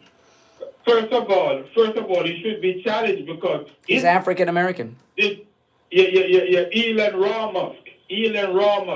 All right. Well, I'm gonna tell you, Wayne. I'm gonna run for the break, but I'll tell you, long time no talk. You sound just as left wing as always. But just Google the Steve Kane Show, and you'll find whatever radio station we're on in your neighbor. The reason I didn't ask him where he won't tell me where he is. That's why I didn't say, well, where are you? You know, what city are you in? I'll tell you what station. He would not tell me where he's located. That's why I didn't ask. Okay. He's an oldie but a goodie. I forgot about Wayne. You know, these chronics, they think they're so important. I haven't talked to him in I don't know how long. I'd forgotten about him. But he's back. Oh, my goodness. All right. If you're on hold, hang in there. I'm Brian. It's the Steve Kane Show. We'll be back after this. Hard Truth. Delivered morning 6 to 9 right here on The Steve Kane Show. Hey, my True Oldies listeners, John Tesh here with some intelligence for your retirement this time. When you're looking for a retirement advisor, you know trust and experience are two big qualities to look for. And as it turns out, my friend Jupiter Joe Thomas possesses both of these. Whether you're in retirement or looking to retire, I want you to give local expert Joe Thomas a call. Here's the number, 561-743-0999. Or, even simpler, you can go to jupiterjoe.com. Mention my name, John Tesh. You'll receive a free copy of Joe's book, Retirement Know-It-All. Great book. Call 561-743-0999. Or remember, go to jupiterjoe.com. That's jupiterjoe.com. Now is the best time when the market is challenged to consider copper, gold, silver, battery metals, clean tech, biotech, and AI. Hey, hold on. Listen to Money Talk Radio South Florida with me, Ellis Martin, 9:30 a.m. weekdays here on your True Oldie station. At All Year, we offer same-day AC service and installation. Need to stay cool? Yes, all year. Need help today? Yes, all year.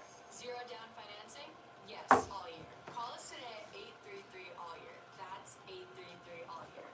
Welcome. We take on the social justice warriors for breakfast. Now, the Steve Kane Show. All righty, we are back. I'm Brian, Steve Kane Show. See, how many times have I told you guys, whenever I run into someone that I haven't talked to in a long time, they always tell me the same thing. I don't listen. Where are you? Right? Every single time. It's so predictable. I knew it was coming, and he has us on in the back. He could say that's Morning Joe all he wants.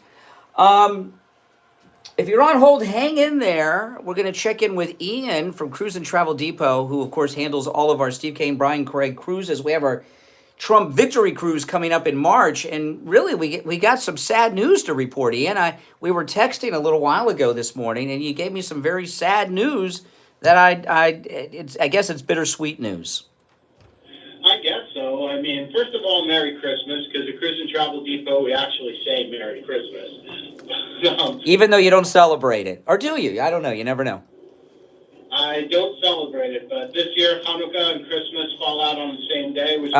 Yes, I know. So one of my Jewish friends was telling me that yesterday. So the sad news, the bittersweet is we're sold out of cabins on our cruise. So there's no, and I got to tell you, out of all of our cruises, I know when we've gotten closer to the end, we've sold out before, but I don't know if we've sold out. We're a little more than 3 months away. Yep, the rest of the inventory was taken away on Friday, like we discussed. That's it. Now, so we got a wait list now. If you want to call Ian and get on the wait list, okay. But, it's okay. I mean, obviously we got a big group. It's going to be a great time. I'm looking forward to it. And I'm sorry that the rest of you can't join us. Now, if any cabins do appear, we'll let you know between now and cruise time. But I'm very sad. Now, what that means, though, Ian, is that those that are going, they better book on these shore excursions we have because they're probably going to fill up. Yeah, they're definitely going to fill up, even though they're privatized. I mean, we could technically get a bigger boat for Puerto Plata, but we got to sell it out. Yeah. I mean, but if we get one that's too big, it takes away from the intimacy of sailing around the island on our chartered catamaran sailboat. I don't want another ship. You know what I mean? But listen, if you're joining us, if you've already booked, you're in. And you're in what apparently is an exclusive club because there's no cabins left. And I got to tell you, this is our 6th cruise. We've never done this before, not this far out. But if you're already booked and you want to schedule our shore excursions, you can do that on the cruise line website. But if you're having difficulty, give Ian a call and he'll walk you through it. His number, you guys know it. I'll give it out, 561-244-5779, 561-244-5779. All right, Ian. Well, it's I don't know what to say to people that didn't book. I guess when we start talking about the cruise in the beginning, maybe they'll make the reservations early next time. I really feel sorry for those that aren't joining us. Yeah, I do too. People cancel all the time and checking in with me periodically. Yeah. Not on the existing wait list. Rooms will come up. You never know, sir. All right, and if you want to get on the wait list, give Ian a call. But all right, well, Ian, take care. We'll talk soon. All right, Ian from Cruise and Travel Depot. I'm sorry, we have never sold out our cruise this early, ever. That is really amazing. And hey, you know, it's going to be a great time, though. I'm looking forward to it, especially on a chilly morning like this. You're on the air. What's your name? Where are you calling from? Oh, hey, Ian. Hey, Richie. Ian, Richie. Yeah, I'm not drinking today. Listen, I got something. What? Were you drunk? Were you drunk yesterday? No, it had nothing. On your were you on your period? What was it? No. You want to know what it got me? When I saw "Do Not Trust Him." When I with your what do they call that? When you with Fetterman? Yeah, that's what triggered me. When I woke up and I went to see what the topic was going to be, and I said, "Do not trust him." I said, "Well, here's another one. He doesn't trust until Trump trusts him, and then he trusts him." So that's what got me. But anyway. Well, yeah, of course. I want to talk about, and I apologize if I got harsh with you. I heard calls calling up. I didn't want to disrespect you. I do respect you. You know I do respect you. Now here's the deal about the inappropriate stuff. You brought up about the adoption, and then you know, a man should never be alone. I don't know. I'm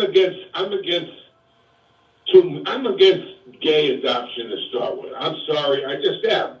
But it's not because of the inappropriate. I just don't think it is a healthy environment for a heterosexual person to be raised in that. In other words, I always believe that there is a mother and a father, there is a male and a female. I don't believe in same-sex adoption, whether it be female or male. To me, it doesn't work. And I see what I was going to ask you. You said it's not appropriate. You should always leave, like a doctor should leave the door open. That's also for his protection also. That's right. Both protections. Because there are crazy people out there, including heterosexual people with the adoption. There was a case in Florida. They weren't even adoption. This was, I think, they were the actual parents, where they had the young boy locked up in the garage and they made a room and a box. Yeah, that's right. Yeah, yeah, that's right. But you know that this is the thing. Okay, when it comes to adoption, the ideal thing is to find the home that best represents the stereotypical American family. And I just don't believe in same-sex adoption, and I'm an adoption advocate. You know, and I'm not saying that same-sex couples should not have children, but they got to do it the old-fashioned way. You know, and there are ways to do it. I mean, sometimes when adoption was illegal, and it may still be illegal in Florida. I don't know. It used to be. But I knew some gays. They would do the test tube babies. A lot of times, you know, artificial insemination. A lesbian friend would have the baby for them or something like that. There was a lot of that went on. I'm not saying that if it's a natural situation, they shouldn't be able to have kids. That's crazy. But I'm talking about adoption. And this story is horrific. Well, the other thing I wanted to say to you is, you know, it's society. I think it has to do with the craziness of society. Now, I'm not going to knock the Catholic Church. You're religious. You actually changed to become a Catholic. You say they're the original Christianity. And I would think that it would be normal to be able to be a choir boy and be alone with a priest, for God's sake. If you can't trust a priest, who the hell can you trust? And yet, you can't be alone as a choir boy with a priest because society is sick. It's not just a religion is sick. It's all religions are sick. Listen. There's pervs in every aspect of society. I mean, of course. But what we're talking. But listen, when a child is up for adoption, okay, there's a reason for it, and you're trying to replicate the most stereotypical perfect home for them. So, you know, single people shouldn't be adopting either, in my opinion. It's not just gay. It's not just same sex. It should be a mother and a father. That's just my opinion. Yeah, but it also turned out that you spent, because of Kathy's illness, okay, you spent a major, probably more time for a father to be with the daughter than any other situation. I mean, and you raised a beautiful young lady. And because you were a decent person. But what if you were some kind of a wacko in the same situation? So adoption, I don't think you could look into a crystal ball when you're investigating. Listen. Why this is the situation, okay? And I don't know if this is an appropriate conversation on Christmas Eve, but we'll finish this, then I'll move on. The natural order of things between a man and a woman, men and women are wired differently. Men are wired to have sex with as many people as they possibly can, and what keeps us in check are women, because women can become pregnant. They have a natural instinct, except for these OnlyFans girls, okay? But women have a natural instinct to not be as promiscuous because they can get pregnant. There's a consequence that they'd have to deal with. So women put the brakes on men. And by the way, that transfers to our wives. You get two guys together, there's no one there to put the brakes on, okay? And things get out of control when you have two guys. I'm sorry. Let me say this to you. I used to make, and this is very clean. You won't have to put me in hang up on this one. When I used to go out on a Friday night when I was a single man and I'd meet my friends, I would go to a bar and I would say, I hope I meet a lady tonight. A woman that goes to a bar has the option. I know I'm going to meet a man tonight, or I'm not going to meet a man tonight. In other words, it's up to the lady. Even if she's fat, ugly, and doesn't bathe and get dressed up, she could. Yes, exactly. Completely controls the situation because men are dogs. And I remember seeing this one. We had on the bus. I drove a bus and I had this one woman. I don't even know what to call her. A woman. She was always high on glue. Hung around Young Circle. Yeah. And guys used to brag, all these homeless guys. That, oh my goodness.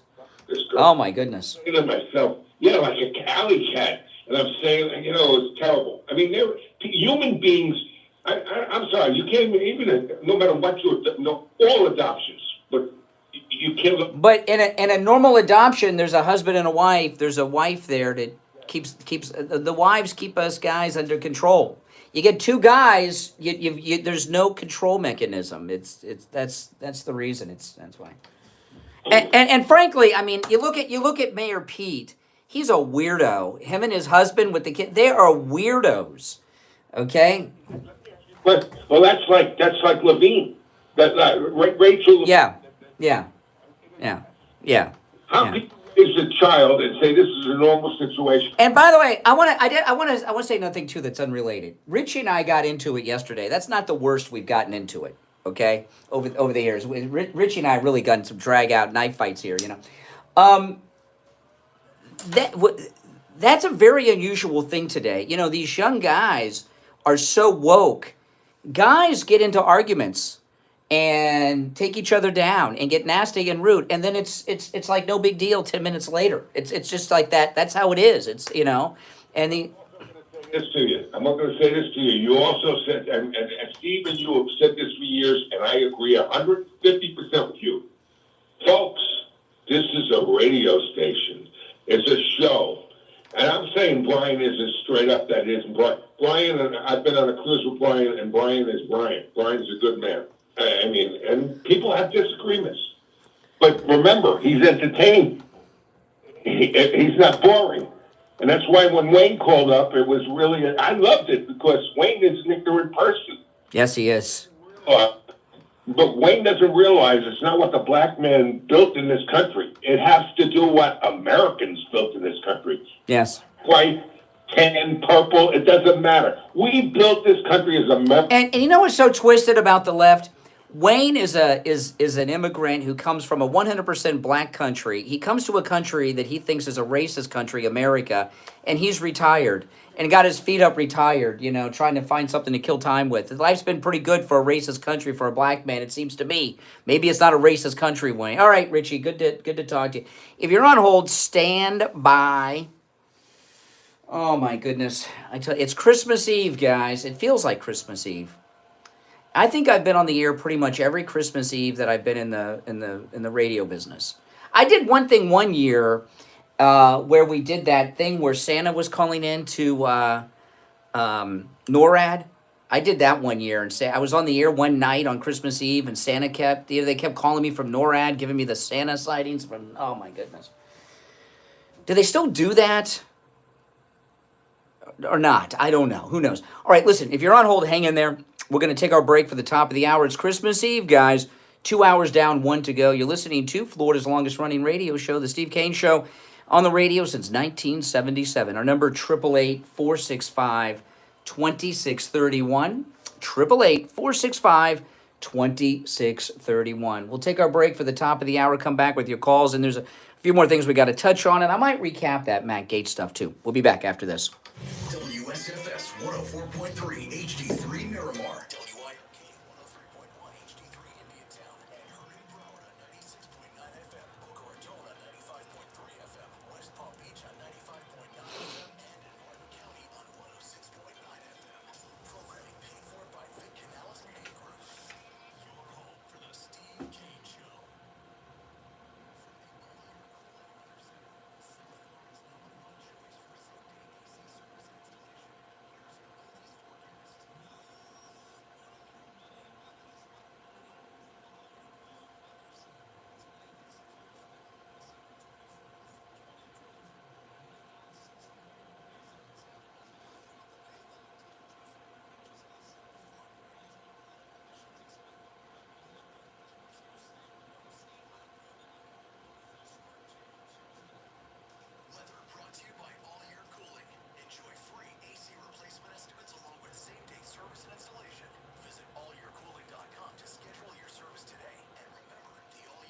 If you're on hold, hang in there.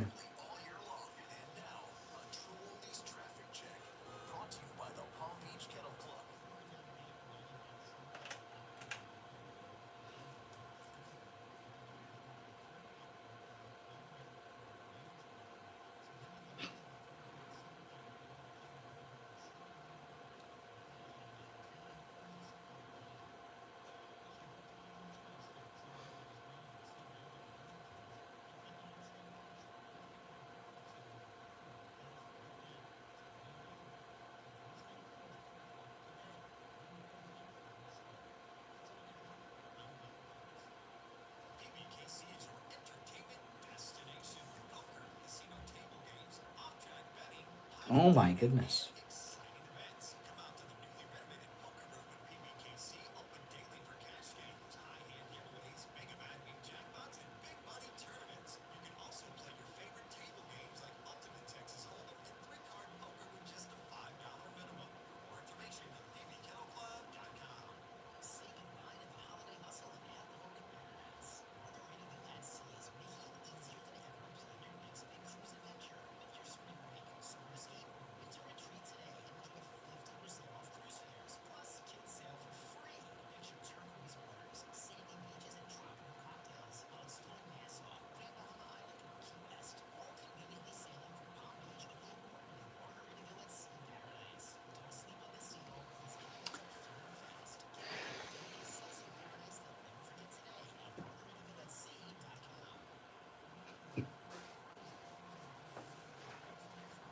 I got an itch, so I'm going to use the door jamb to scratch my back.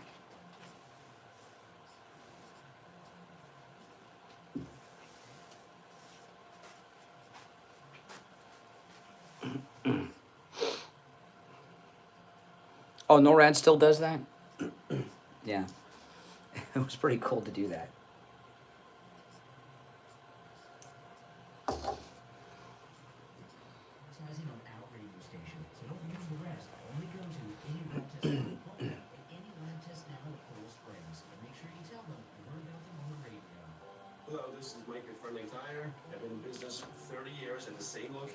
And offering great deals on new and used tires. I have many suppliers. Whatever car or truck you have, I can get you incredible deals on any tire. I also do tire repairs at very low prices. Give me a call. My number is 954-977-9445. I will give you a price over the phone on new and used tires. Again, my number is 954-977-9445. I was just thinking about something. On the air since 1977, it's the Steve Kane. All right, it's the Christmas Eve edition of Florida's longest running radio show, The Steve Kane Show. I'm Brian Craig. If you're on hold, hang in there. I got to do some. I think this may be the longest running radio show in America. I got to look into that. I know if you Google it, it says the Grand Ole Opry, but it's not with the same host. So there's a big difference. Well, yeah, let me just go to the phones. I had a couple things, but let's go to the phones. You're on the air. What's your name? Where are you calling from? Hey, good morning. It's Brian from Vero Beach. Hey, Brian, how you doing? You sound tired. I'm home for Christmas. Yeah, but you don't sound well. You've been in and out of the hospital the last couple. Are you okay?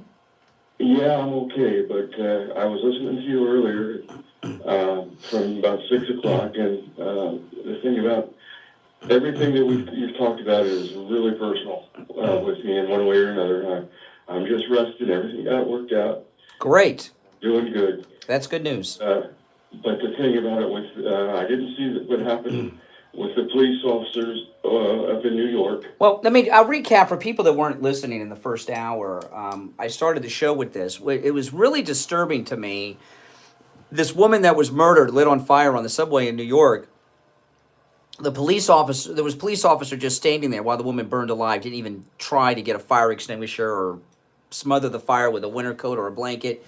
And the people running away, no one offered to help. And I'm listening to the news, and they keep talking about this Daniel Penny effect. This is not the Daniel Penny effect. These are people just don't care anymore, and they didn't even try. And this is just, it's not the New York of September 11th, where the New Yorkers got together to fight off something terrible. It was terrible to see that police officer should be fired and charged with something. Let me let you know. Back in Miami, my uncle was in the robbery unit, and him and his partner were on their way home from Miami-Dade to Broward County, and there was a armed robbery call, assistance for help. They went back, and he was one of the responding officers. But they were on their way home, and he ended up getting shot. He survived, but he ended up getting shot. Everything, they got the guy, but he responded. But and I've been in law enforcement, around law enforcement all my life, my father and everything. But that was from back in the 50s and 60s and all throughout. But for my father. Yeah. But there was never a hesitation. Well, years ago, this just popped in my mind. I'd forgotten about this. When I was young, my mother got mugged in Pompano, and she did something really stupid. Okay, my mother was. Those of you that are familiar with Pompano, she was on Sample Road, just east of I-95 at a red light, and some guys came in a truck making the left across and crashed into her and kept going. And what my mother did that was really stupid is she followed them. And I was young. I was like in high school. So this was so long ago. She didn't have a cell phone because people didn't really have cell phones then. That's how long ago it was, right? And she followed them to and she got out of, what happened was they hit her and they did stop. She got out of the car, and they got out of their car. They were in a truck, and they grabbed my mother's purse and sped off, and then she followed them. And she got the police somehow. I don't remember how. It's been a long time. And she saw they ran into this apartment building, and I remember the cops wouldn't go in because they were scared. So somebody else told me this. I was talking to somebody in the family. They said it was such a bad area, they were afraid to go in there and chase those guys down. I understand being a cop can be scary.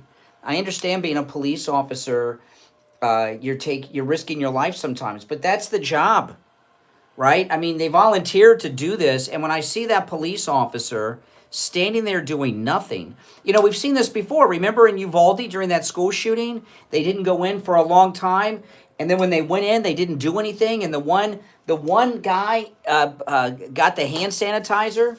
He didn't want to get the COVID or something. Remember that? I mean, there's really been, in my opinion, we have a lower quality of person that are police officers today. Just a much lower quality. And we're seeing it all the time. No. But anyway, I just wanted to give a call. and let you know I was all right. But I also that's good to know. the thing about the adoptions. I'll talk about that another time. But it's everything that you've talked about today is very personal. Well, I agree. I'm good. I'm going to move on, but have a good Christmas, and I'm glad you're out of the hospital and home, Brian. Take care. All right. You're on the air. What's your name? Where are you calling from? You're on the air. Once.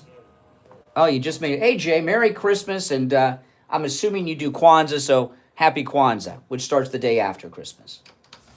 Okay. Calling on something that I know about because I've done it. Adoption. I've told you, but some way or another, you always come up with some crazy mess with me. I've adopted a son. Yes, I did. He's 21 years old today. Had him since he was 3 days old. How'd that happen? It happened because you have to have a background, a clean. No. I mean, was this? I mean, how? No. What led up to you? Because honestly, black guys don't do too much adopting. So was this you and your wife adopted? Okay, and what was the situation? My wife worked with the child's mother's. The child's mother or something. So when the mother couldn't keep the child, the sister was talking about it. My wife decided that we're going to take the baby, and that's what happened. That's awesome. That's awesome. That's awesome. Is adopted. That's cool. Is he a racist like you? Did you raise him to be a white hater? Let me finish what I got to say. Because that's what I'm getting ready to get to. I don't believe to check somebody else about how or what they adopt. I don't believe in gayness and all this, that, and the other. But then I don't have a problem with people adopting people. Something that I worry about because I'm not gay and I don't have to worry about it. Yes. I'll adopt, they adopt. But at the same time, when you judge somebody, I have to look at the fact that you're judging them because they're gay. I'm judging you because you're a racist who adopted a black child. Mm-hmm. So at the same time, like that either. Yeah. Never want someone. White people can adopt black kids. Oh, thank you. Time I know you and Steve. You don't know us. Both adopted black kids. No, I don't know you. I would never want to know you. You know what I do know? You did a horrible decoration with Christmas with that little simple thing you got hanging in the back of you. Looks like a fool. What are you talking about here at the radio station? We have beautiful. Back here at the radio station. This isn't. You think this is This isn't the whole radio station. This little window you see. There's a beautiful tree in the lobby. Behind you. That's all I'm talking about. You could have did better than that. Oh well, Right, so same time, y'all adopted black kids. Yeah. Why would racists do that? That's what I'm trying to figure out. I've never been able to. Maybe we're not racist. Have you thought about that?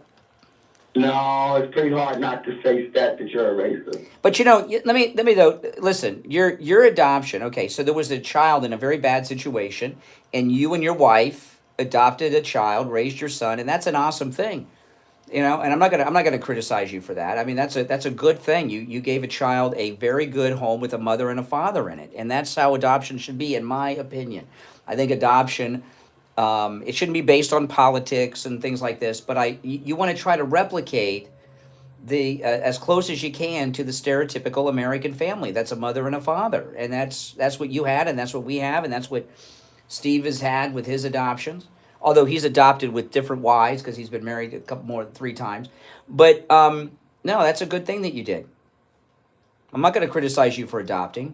I know it's a good thing. I have the best son in the world. Yes. The son that's never been in trouble. Awesome. Very good. Got everything going for him in college. Just like I told you, he plays lacrosse. My son's doing good. But Steve and I,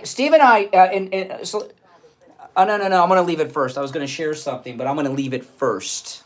not going to hang up on me. I mean, is he out of his mind? Making fun of our Christmas decoration. We have beautiful Christmas decorations here at the radio station. All right, let's go. Let's see. You know, that's how much they want to try to get you. They give you a hard time about your Christmas decorations. You're on the air. What's your name? Where are you calling from? I'm Maria from Montana. Hey, Maria, what's up? Hi. First, I wanted to see if I can clear something up with you. I called in Friday, and you and I were talking, and I was talking about Adam, and I'm not going to say his last name again, but I mispronounced his name and was saying SCH. I don't spell it. I know. Okay, all right. Don't spell it. I get it. I understand. Saying that, okay. So, and I didn't have my dentures in. Oh, yeah. That way, so I apologize. I was not disrespecting your show. That's okay. I don't know if I stepped in, and I'm sure. You know, sometimes with the profanities, they happen, and I do err on the side of caution. Maybe sometimes I'm too quick on the dump button, but you know, it's better to be overcautious than not very cautious. I was like, no. But okay, anyway, what is it? I know you wanted to move on from the adoption thing. No, I'm always into promoting adoption. Are you kidding? Yeah, I agree. I just, personally, I've known many, many gay couples who are struggling to get and adopt, and they're qualified families and good people and blah, blah, blah. I mean, and I know that's the hard part about today is you see it coming towards you, and I'm going to see it because I guess that's all of us. It's, they're coming towards you like a woman in the bathroom. I don't know your heart, and I don't know what's in your pants. I just know that you are a man in my bathroom. I'm using that as to go towards the adoption. When you have two gay couples or a gay couple, we all appear beautiful. Okay, okay, this thing about being opposed to gay adoptions. Let me tell you why I have that belief. I didn't always think that way. Years ago, Rosie O'Donnell. You guys know Rosie O'Donnell. She made Rosie O'Donnell, I don't know if she still does this, but she used to do a gay cruise for gay families with kids, okay? And she did a documentary on this, and I don't remember what it's called, but look up Rosie O'Donnell gay cruise documentary online. I'm sure it's online somewhere. And they interviewed in this document, and this was Rosie O'Donnell, and they interviewed parents and children, okay? And there was this one girl who was, at the time of the documentary, was like a teenager, and she had two lesbian moms. One of them was actually gave birth to her. So I don't know if she was married to a man. I don't remember. It's been a long time. And this girl, she was like 16-ish, and she was with her two moms. The moms are gay. And now this isn't an adoption situation because one of these women gave birth to her. But she told a story that is in this Rosie O'Donnell documentary that they thought was cute. And I thought it was disturbing. And this is what happened. She had a nightmare one night. And she thought something was wrong with her. She tells the story in the documentary. She went and woke up her two moms about her nightmare. Her nightmare was that she was kissing a boy. And she thought something was wrong with her, because she liked boys. And this is in the documentary, and these people, their mind is so far gone, they thought that was a cute story. The moms thought it was cute. Obviously, Rosie O'Donnell thought it was cute. And I thought, wow, that's not good. So, yeah, exactly. Isn't that something? So, so what and then I remember, because I watched that's before Rosie O'Donnell was on The View and stuff and became such a nasty never Trumper. This is before Trump came down the escalator. It's been a long time. Tom Cruise? Yes, exactly. She had a thing for Tom Cruise, that act back in those days. But if you watch that documentary, it's in there. The story is probably more detailed because I haven't seen it. But I remember watching that and I was like, wow, that's bad. She thought something was wrong with her because she's not gay. And I thought, well, so that's when I started to say, as pro-adoption as I am, I don't know about gay. But this wasn't an adoption. One of the women actually gave birth to her. So but it was a different thing. But I thought that blew me away. But what was so disturbing about it is that Rosie and the moms and the documentary people, they thought that was a cute, funny story, not something that was messed up. If they thought it was messed up, they would have edited it out. It wouldn't have been in the documentary. How that would go through now today if that story just came out, if everybody started watching it and brought it up again, I wonder how it would be received today with so many people. I'm meaning that probably isn't a cute story today, even though it wouldn't have been then either. Yeah, Or I do. like that it seems like, it's not just with the Trump election, it feels like this woke shit. There she goes again. I had to dump her again. So she didn't slip the first time. That's just how she talks. She's trashy. She's trashy. She's a trashy lady. It's Christmas Eve. Merry Christmas. If you're on hold, stand by. We'll be right back. Don't sit on the sidelines. Get in on the action. Call the Steve Kane Show live on air now. 888-GO-KANE-1. This is the Steve Kane Show with Brian Craig.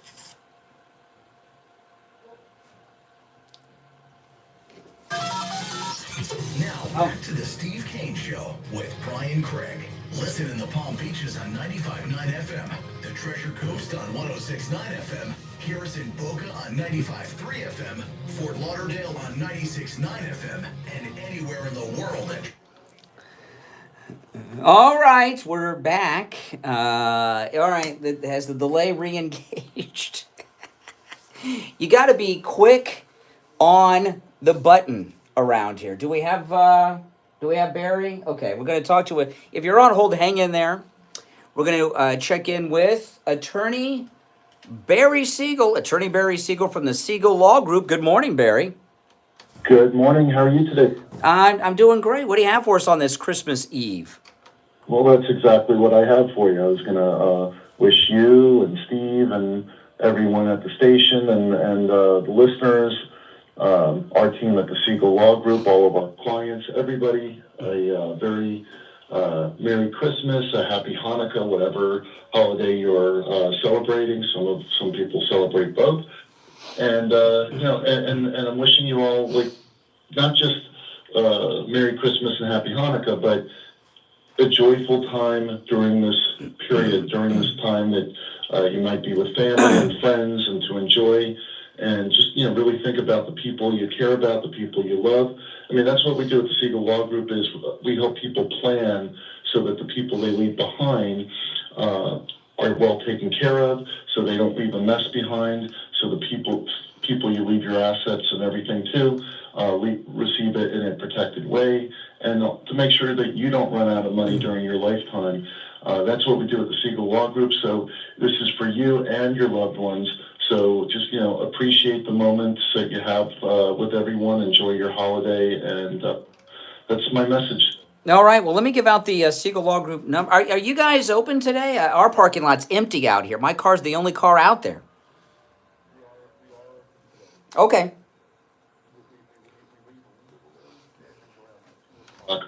Okay. For most of the day.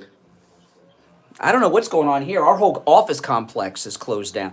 Well, listen, remember the Siegel Law Group, it is always a no-charge consultation with the Siegel Law Group. If you mention you heard Attorney Barry Siegel on the program, and no matter where you are in the state of Florida, the Siegel Law Group can help. Give them a call, 855-FLA-3782. 855-FLA-3782. And online, SiegelLawGroup.com. All right, Attorney Barry Siegel, we'll see you later in the week. Okay, all right, we are back. You're on the air. What's your name? Where are you calling from? Never Trump or Steve here in beautiful Palm City. Hey, what's up? Steve. Merry Christmas. Where's Palm City, by the way? I'm not sure. What county? Oh, that is, why am I going blank on my own county? Oh, my. You don't know what county you're? Are you okay? MAGA Martin County. I haven't had my second cup of coffee yet. MAGA Martin County. It's next door to Stewart. I'm sure you know Stewart is. Yeah, my in-laws live there. I go there all the time. Yeah, 5 minutes. We hug Stewart. We're right next door. MAGA, Martin County. A liberal guy, never Trumper like you, lives in MAGA, Martin County. Oh, my goodness. Okay, so give me a few seconds to speak. I know you like to jump right in.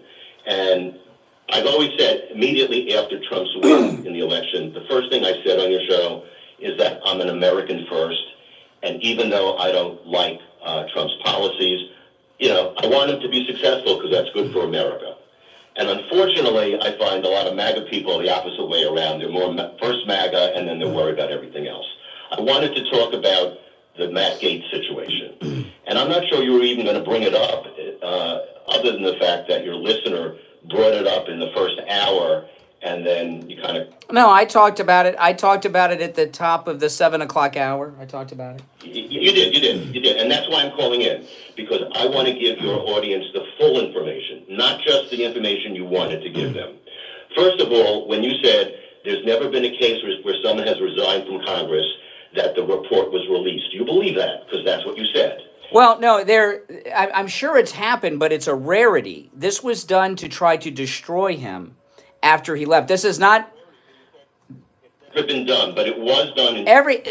Everything's always been done before, but it's not the norm. They did something unusual. Who did they release a report on last time? That was Nathan Deal. He was a Republican from Georgia. So, yeah, another Republican to destroy. Yes, after he left. That's what they do. But when do you accept a fact? When will you ever accept when something comes out factual that you don't like, that you destroy? Because the reason he left Congress moments before the report would be released, because both he and Gaetz both thought, gee, if I resign, maybe they won't release the report. But in his case, he was using his position in office. Now, a lot of time, listen. I don't believe any of that report about him is true, because President Trump basically endorsed him at Turning Point, and President Trump, who knows everything that's going on, would not be talking positively about him if that stuff was true. Okay, just slow down. First of all, both you and Trump both have pretty big egos. I don't think you... You obviously don't know me. Well, you do have... I always... Really? Give me an example of my overinflated ego. I got to hear this. Well, first of all, when Trump announced his nomination, you were giddy to the point of, oh my God. Yeah, but where's the part about my ego? I got an out of control ego, like I'm full of myself. Give me that. I want to hear that. Personality. As an example. You're not sure how to respond to me. You press the 7-second delay button and have lied to your audience. Not true. No. Now, like with the last caller who used the S word, and she used it last time, yeah, because I dumped it. I told that caller, she said it. Yeah, she said it. She said it the last 2 calls. She said the S word. I told that caller, because she denied she said it the last time she called, and I said sometimes I might be overly cautious on the dump button, because once it's out, it's out. So if I remember I dumped you a week or 2 ago, not only did I think you said something, Mike, our board op, we both thought it, and if we were wrong, we were wrong, but we have to err on the side of caution. When we think we hear profanity, we got to assume it was there. You can't walk that back. Technical problem with my phone. I called right back in. There was no technical problem, and then you changed. No, you did have a problem with your phone, and but where's my? I'm waiting for this you said that I have an overinflated ego. I'm waiting for this example of me having this. Oh, what have I done or said with this ego? I listened to your show. It's an overall impression when you name call people. I'm not just saying me. When Joni Ernst did not give a ringing endorsement of Pete, you started talking about her hair. I mean, it's this overall impression.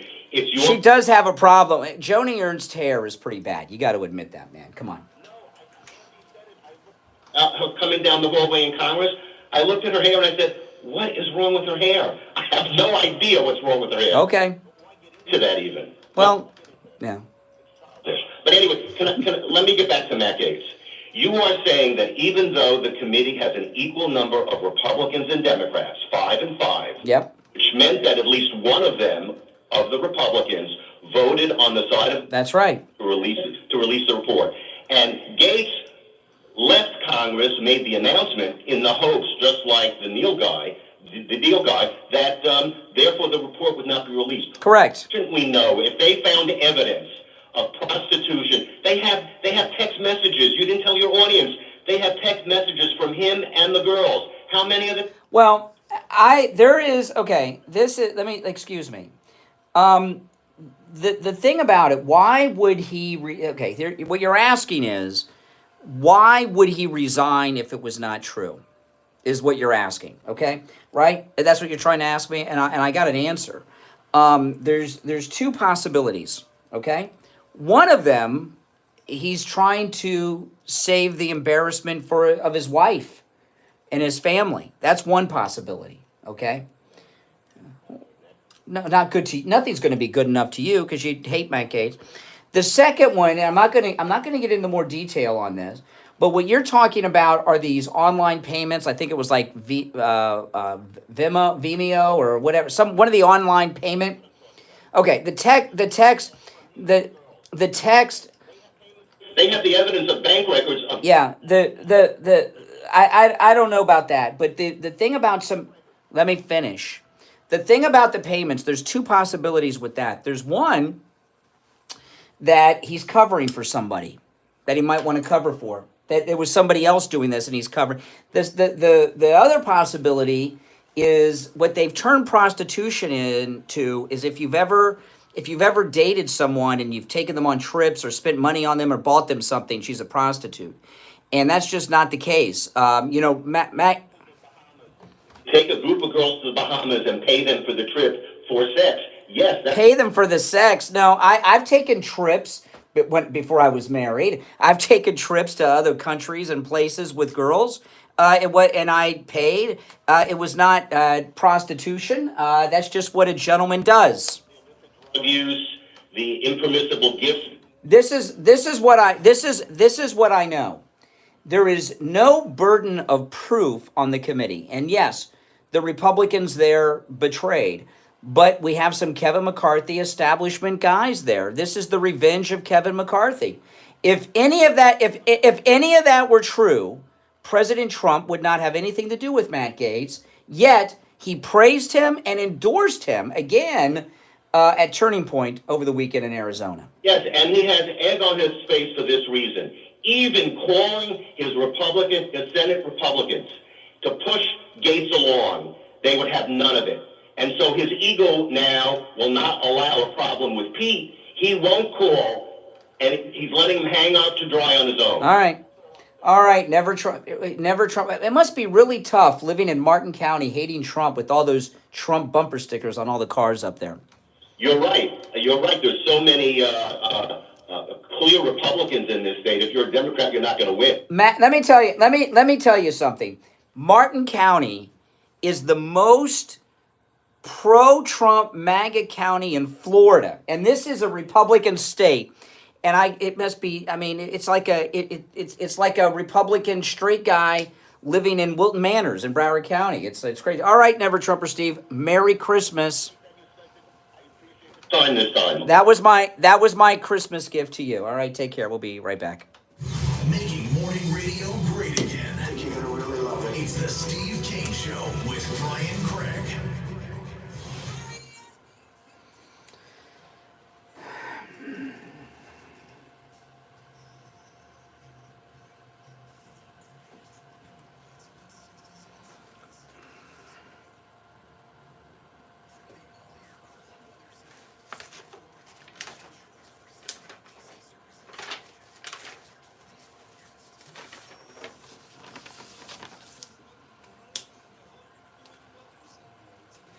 Guilty, really. There's been criminal charges and a trial and convictions, or I don't think so.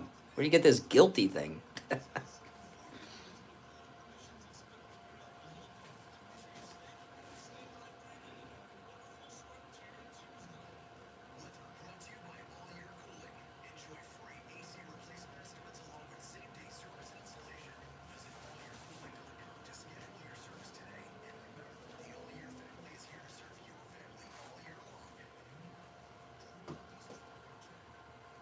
Exactly.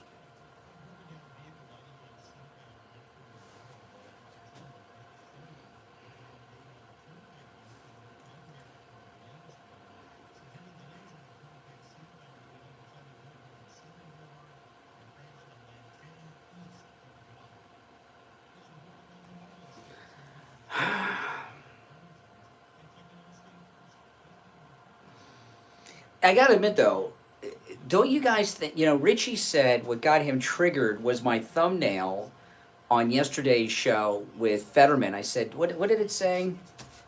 Don't trust him or this man. It was one of those others. Maybe it was something like, what did I put on there?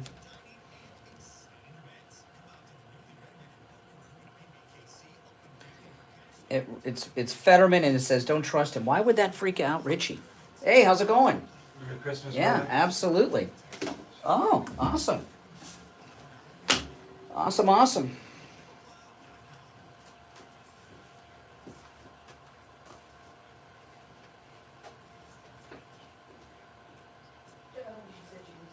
She said it twice. She said it here. Yeah. She said it twice in that recording, which you don't. Yeah. And she said it here. Yeah. So she's not being allegations. And then remember, Steve, you can easily just go to the recording on the website where you hear his literal call being like all distorted. We're not mechanics. We don't do that kind of stuff. I don't remember, but you got to It err on the definitely side of sounded- caution. When I was editing it, it definitely sounded like. Believe me, if you missed it, Yeah. they'll be the first ones to rat you out, Yeah. right? They'll be on. Oh, there you go. You know. I'm very cautious. I didn't hear it. Oh, good. See what happened, with the dump, for those that don't know, we're on a delay. It's like 7 seconds. So if somebody uses profanity, we dump it so it doesn't go out over the radio.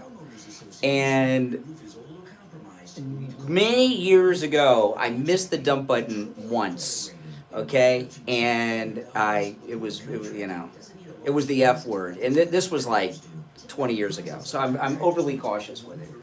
But that, I told you what happened. There was the news guy. Oh, Vic, listen to this. I used to work at 940 Wins, right? Then a news guy. So I go to the men's room, and we could hear in the men's room, and he messed up. And he says, right into the mic. Right into the mic during his news report. And I'm in the men's room, and I'm like, oh crap, I can't get back in there to dump it, right? So they call that, and he blames me. He blames me because I didn't hit the dump button. No, I said, you said it. You're blaming me, you said it. The dump button's not for hot-air But you're my people. backup. The dump button is for the callers, not the talent. Come on, man. It's crazy. See, in New York City, the producer would have gotten in trouble. Oh, yes. Because it's their job to, Oh, shit goes they're the down. final line. And they're not gonna yell at the talent, No. so they would yell at the producer.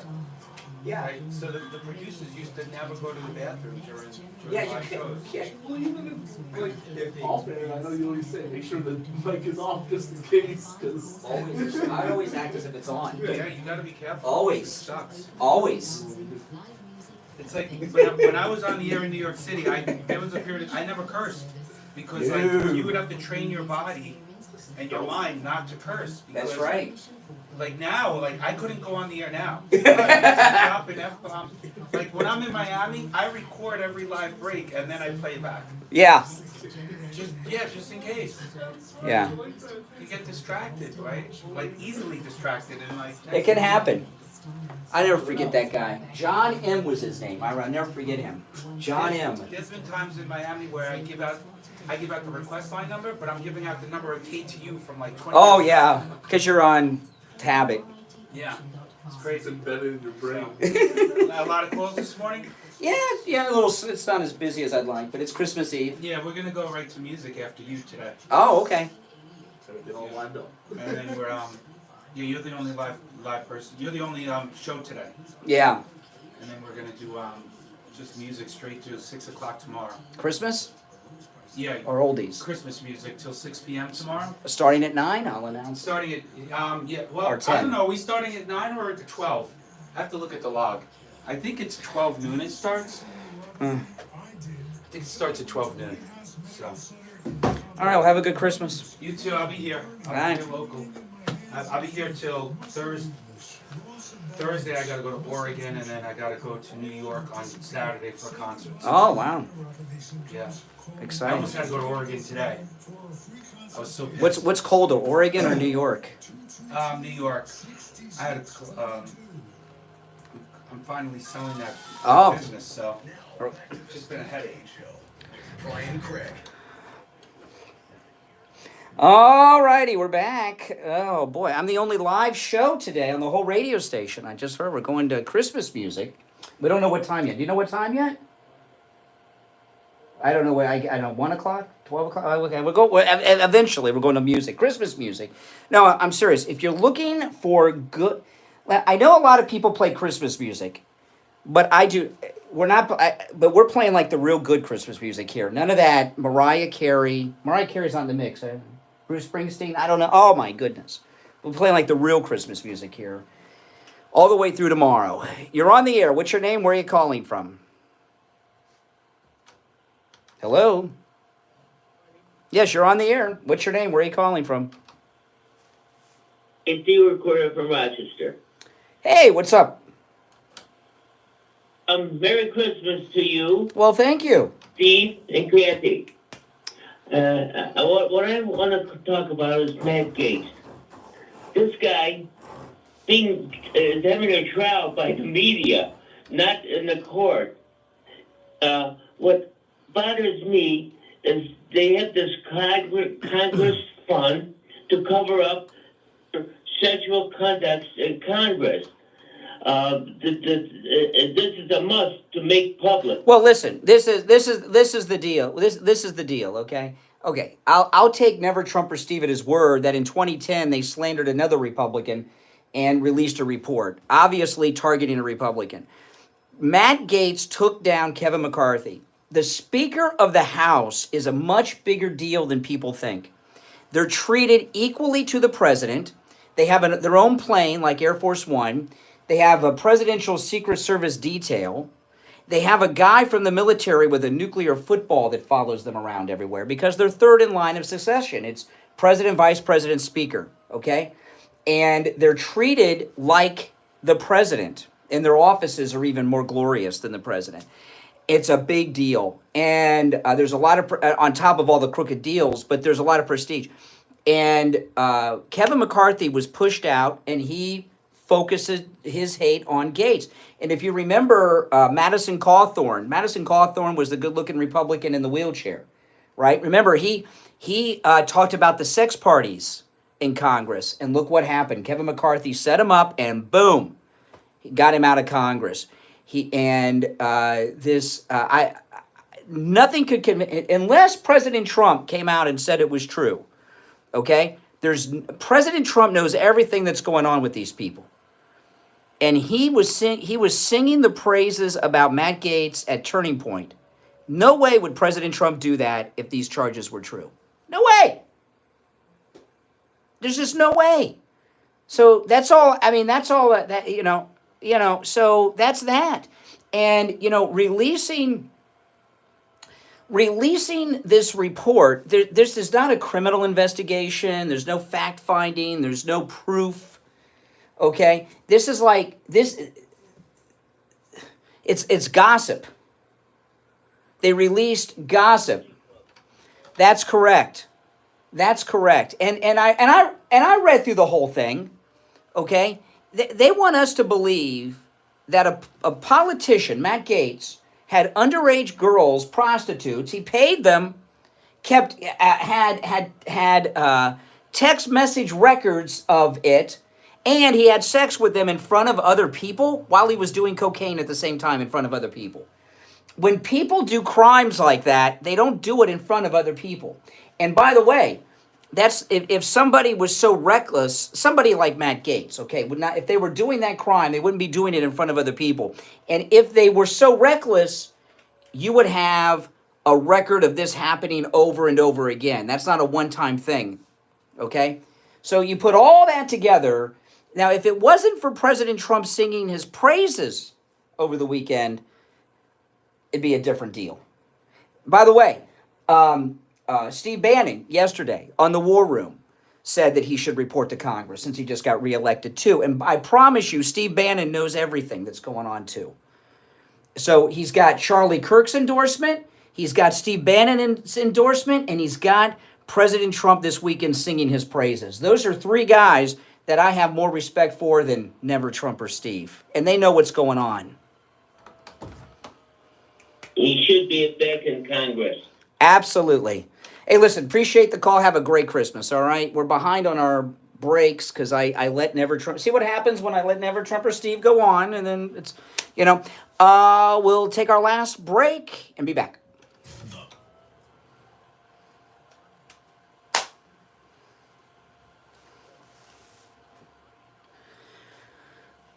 All righty, and it's time to check in with William Youngerman from the offices of William Youngerman Incorporated. How are the gold and precious metal markets looking on Christmas Eve, William Youngerman?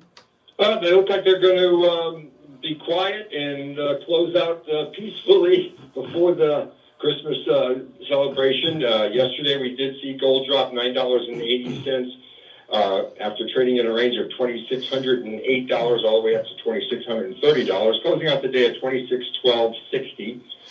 Silver was up 13 cents at $29.61, while platinum gained $12 at $9.37. And palladium was up $8 at $916 the ounce. Overnight, we saw gold trade in a range of $26.10 to $26.21. And right now, we're at $26.1260, unchanged on the day from yesterday's close. Silver down a penny right now at $29.60 the ounce. Platinum up $8 at $9.45. And palladium up $6 at $9.22. So looks like metals will be quiet for the day, and most of the markets will be closing early on the day. They'll also be closing at 12 o'clock. Okay, yeah, well, the whole world does Christmas, and then we get the Jewish holidays on the same time, so the whole world's celebrating something. So things will be slow day, but you're open till noon, and then Thursday and Friday back to normal? All right, guys, William Youngerman, he's open till noon today. His address, 150 East Palmetto Park Road in Boca, on the first floor of the Bank of America building, just east of US 1 Federal Highway on the south side of Palmetto. When you go into the bank building, William Youngerman's shop is right across the lobby from the bank. Okay, it's easy. You'll see it right there. His number, 1-800-327-5010. 1-800-327-5010. And online, WilliamYoungerman.com. All right, have a Merry Christmas, William Youngerman, and we'll talk later in the week. All right, we'll be right back.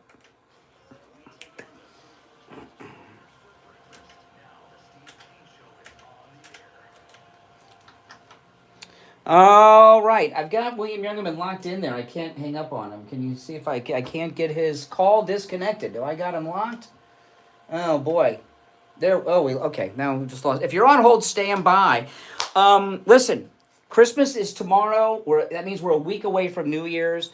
If you are aching and in pain, go see Dr. Philip Appleton and talk to him about his laser away pain treatment. Dr. Appleton has rid me of pain 6 times. It works. It's 100% painless. There's no shots, no injections, no downtime. Works on every type of pain I've ever heard of.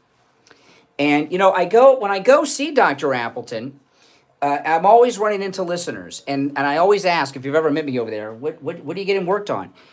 It's amazing to me how many different types of pain there are, because every time I run into listeners at Dr. Appleton's, there's some new pain I never heard of, or a body part suffering that's being treated I never would have thought. Some hips, necks, everything. It's amazing. I ran into one of our listeners who has a carpet business, so both of his knees are just give him all kinds of suffering. Go see Dr. Appleton. Remember, appointments are not necessary. Walk-ins are welcome even on Saturdays, okay? Give him a call. Now, again, we're in holiday time. You might want to call ahead to find out his hours. But don't start the new year in pain. All right, give him a call. 954-973-0710. 954-973-0710. And online, AppletonCairo.com.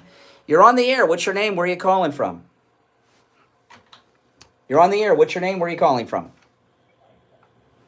Hey, Brian, it's Patty from New Jersey. Hey, Patty. Hey, Merry Christmas. And, Brian, I just want to tell you that, you know what, these clowns are it's just another page out of their disgusting playbook. And the majority of the American people see through it. The only ones who are going to make a big deal out of it are the same people who made a big deal out of Trump. with all of his. Well, let me tell you, okay. Let me just tell you this about Gaetz, okay.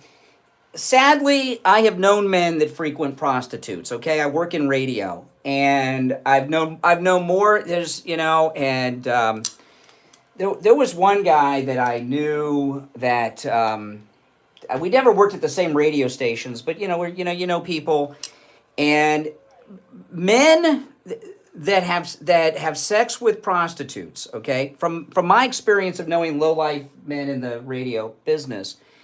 It's not something they do once on a weekend, okay, with a couple of girls. It is an addiction.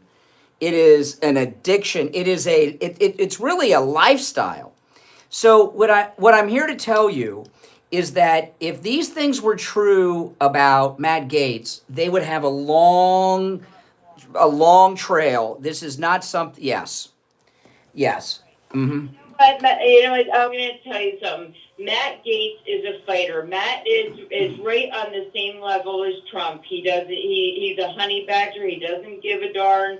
He's going to go out there. He's going to push for what's right, and they're doing everything they can to just. I'll tell you. I'll tell you this too. I talked to one of the hookers with this guy once, and this is. Hey, it's Christmas. Probably not as many people listening today. We had there was a radio station party,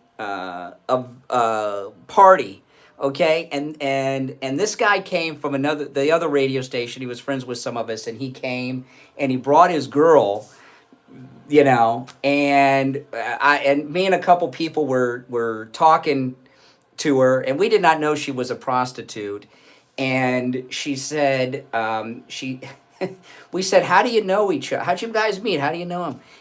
And we knew he was into the hookers, but we didn't think she was a hooker, And she said, well, she said, he's one of my sponsors, she said. That's how she described it. He's one of my sponsors. Can you believe one of my sponsors? So she's basically, he was a sugar daddy to her, I guess I don't know. It was a very strange, one of my sponsors, she said. Like I said, Brian, don't let it ruin you. I'm sure Matt he's got thick skin, and, he got up on the stage, and he basically, I don't know if you caught what he said. Somebody said you should go back to Congress, don't give up. And he said, yeah. But I think it was Steve Bannon said something about him going back. Well, listen, okay. Got on the way out. Yeah, this thing with Turning Point, let me give an example, okay? I mentioned this earlier. Charlie Kirk knows everything that's going on here. He's an insider, okay? He's an insider. So, Turning Point is an organization for youth outreach, high school and college kids. There's no way Charlie Kirk would have somebody that did those things at his youth outreach. And Candace Owens, who's, I know some will disagree, but she's an anti-Semite, and she denied the Holocaust a couple of months back. She became a Holocaust denier. You don't see her at Turning Point anymore, do you?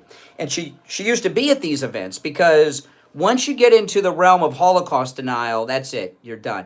So you're done.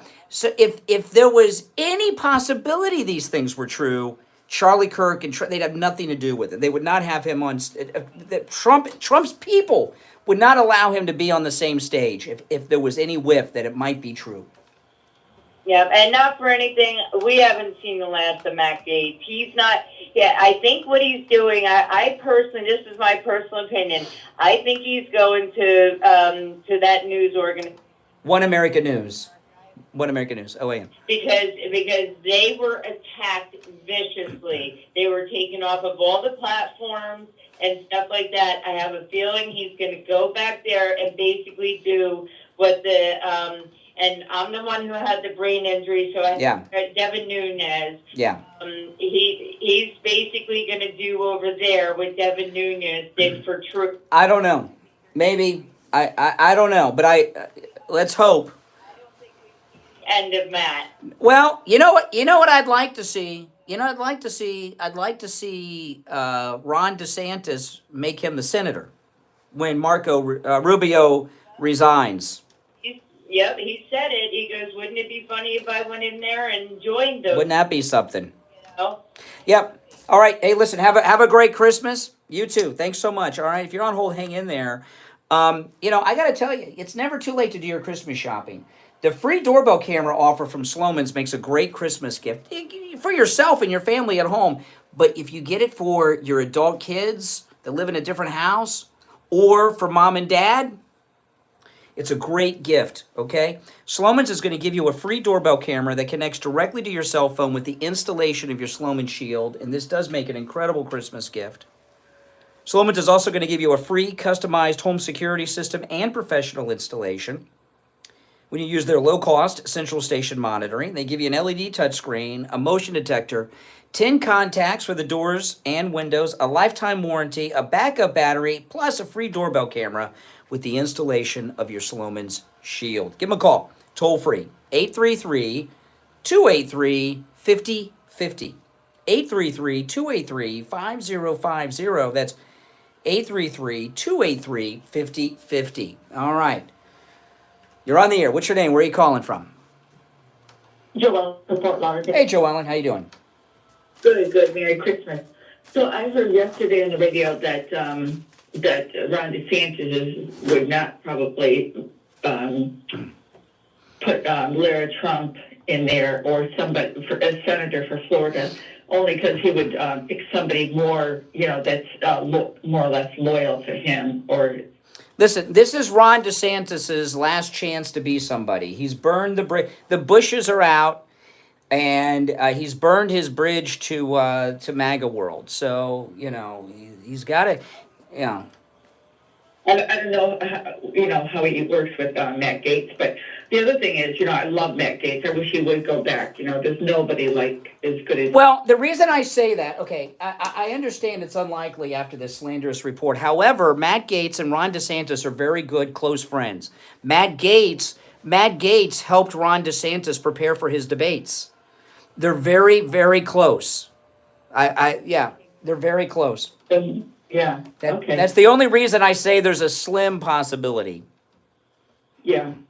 The other thing is what about all these people that were being people are paying slush funds for these people that get into trouble, such as just exactly what they're talking about Matt Gaetz. How many people in Congress and in Washington are doing the same? Well, if you remember Kevin McCarthy, he got busted.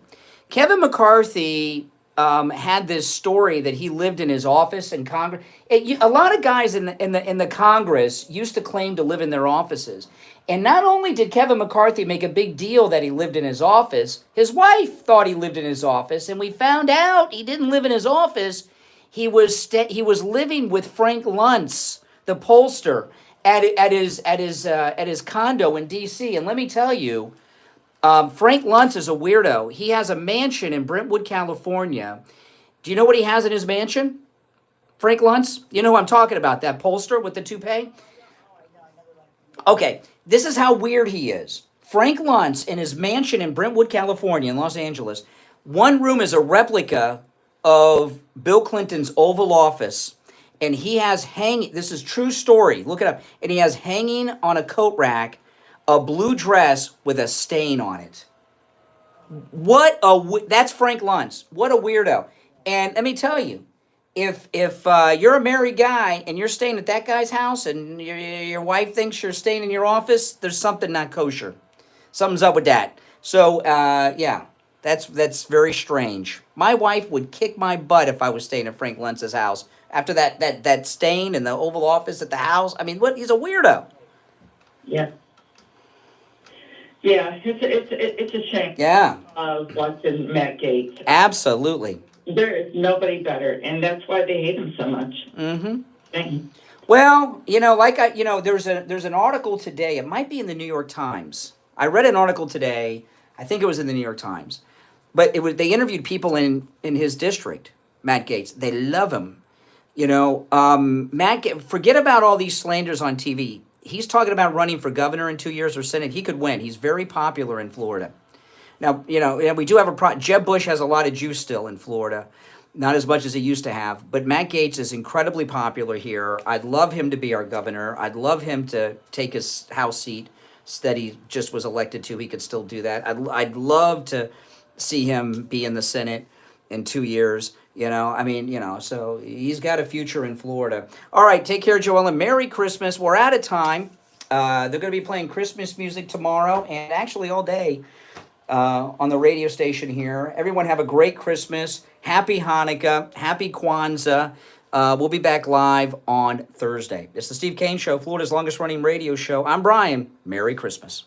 WSFS 104. All right, guys, thanks for watching. Make sure you subscribe, all right? If you're new, and if you're already subbed, do me the favor of liking the video. I'll see you guys later.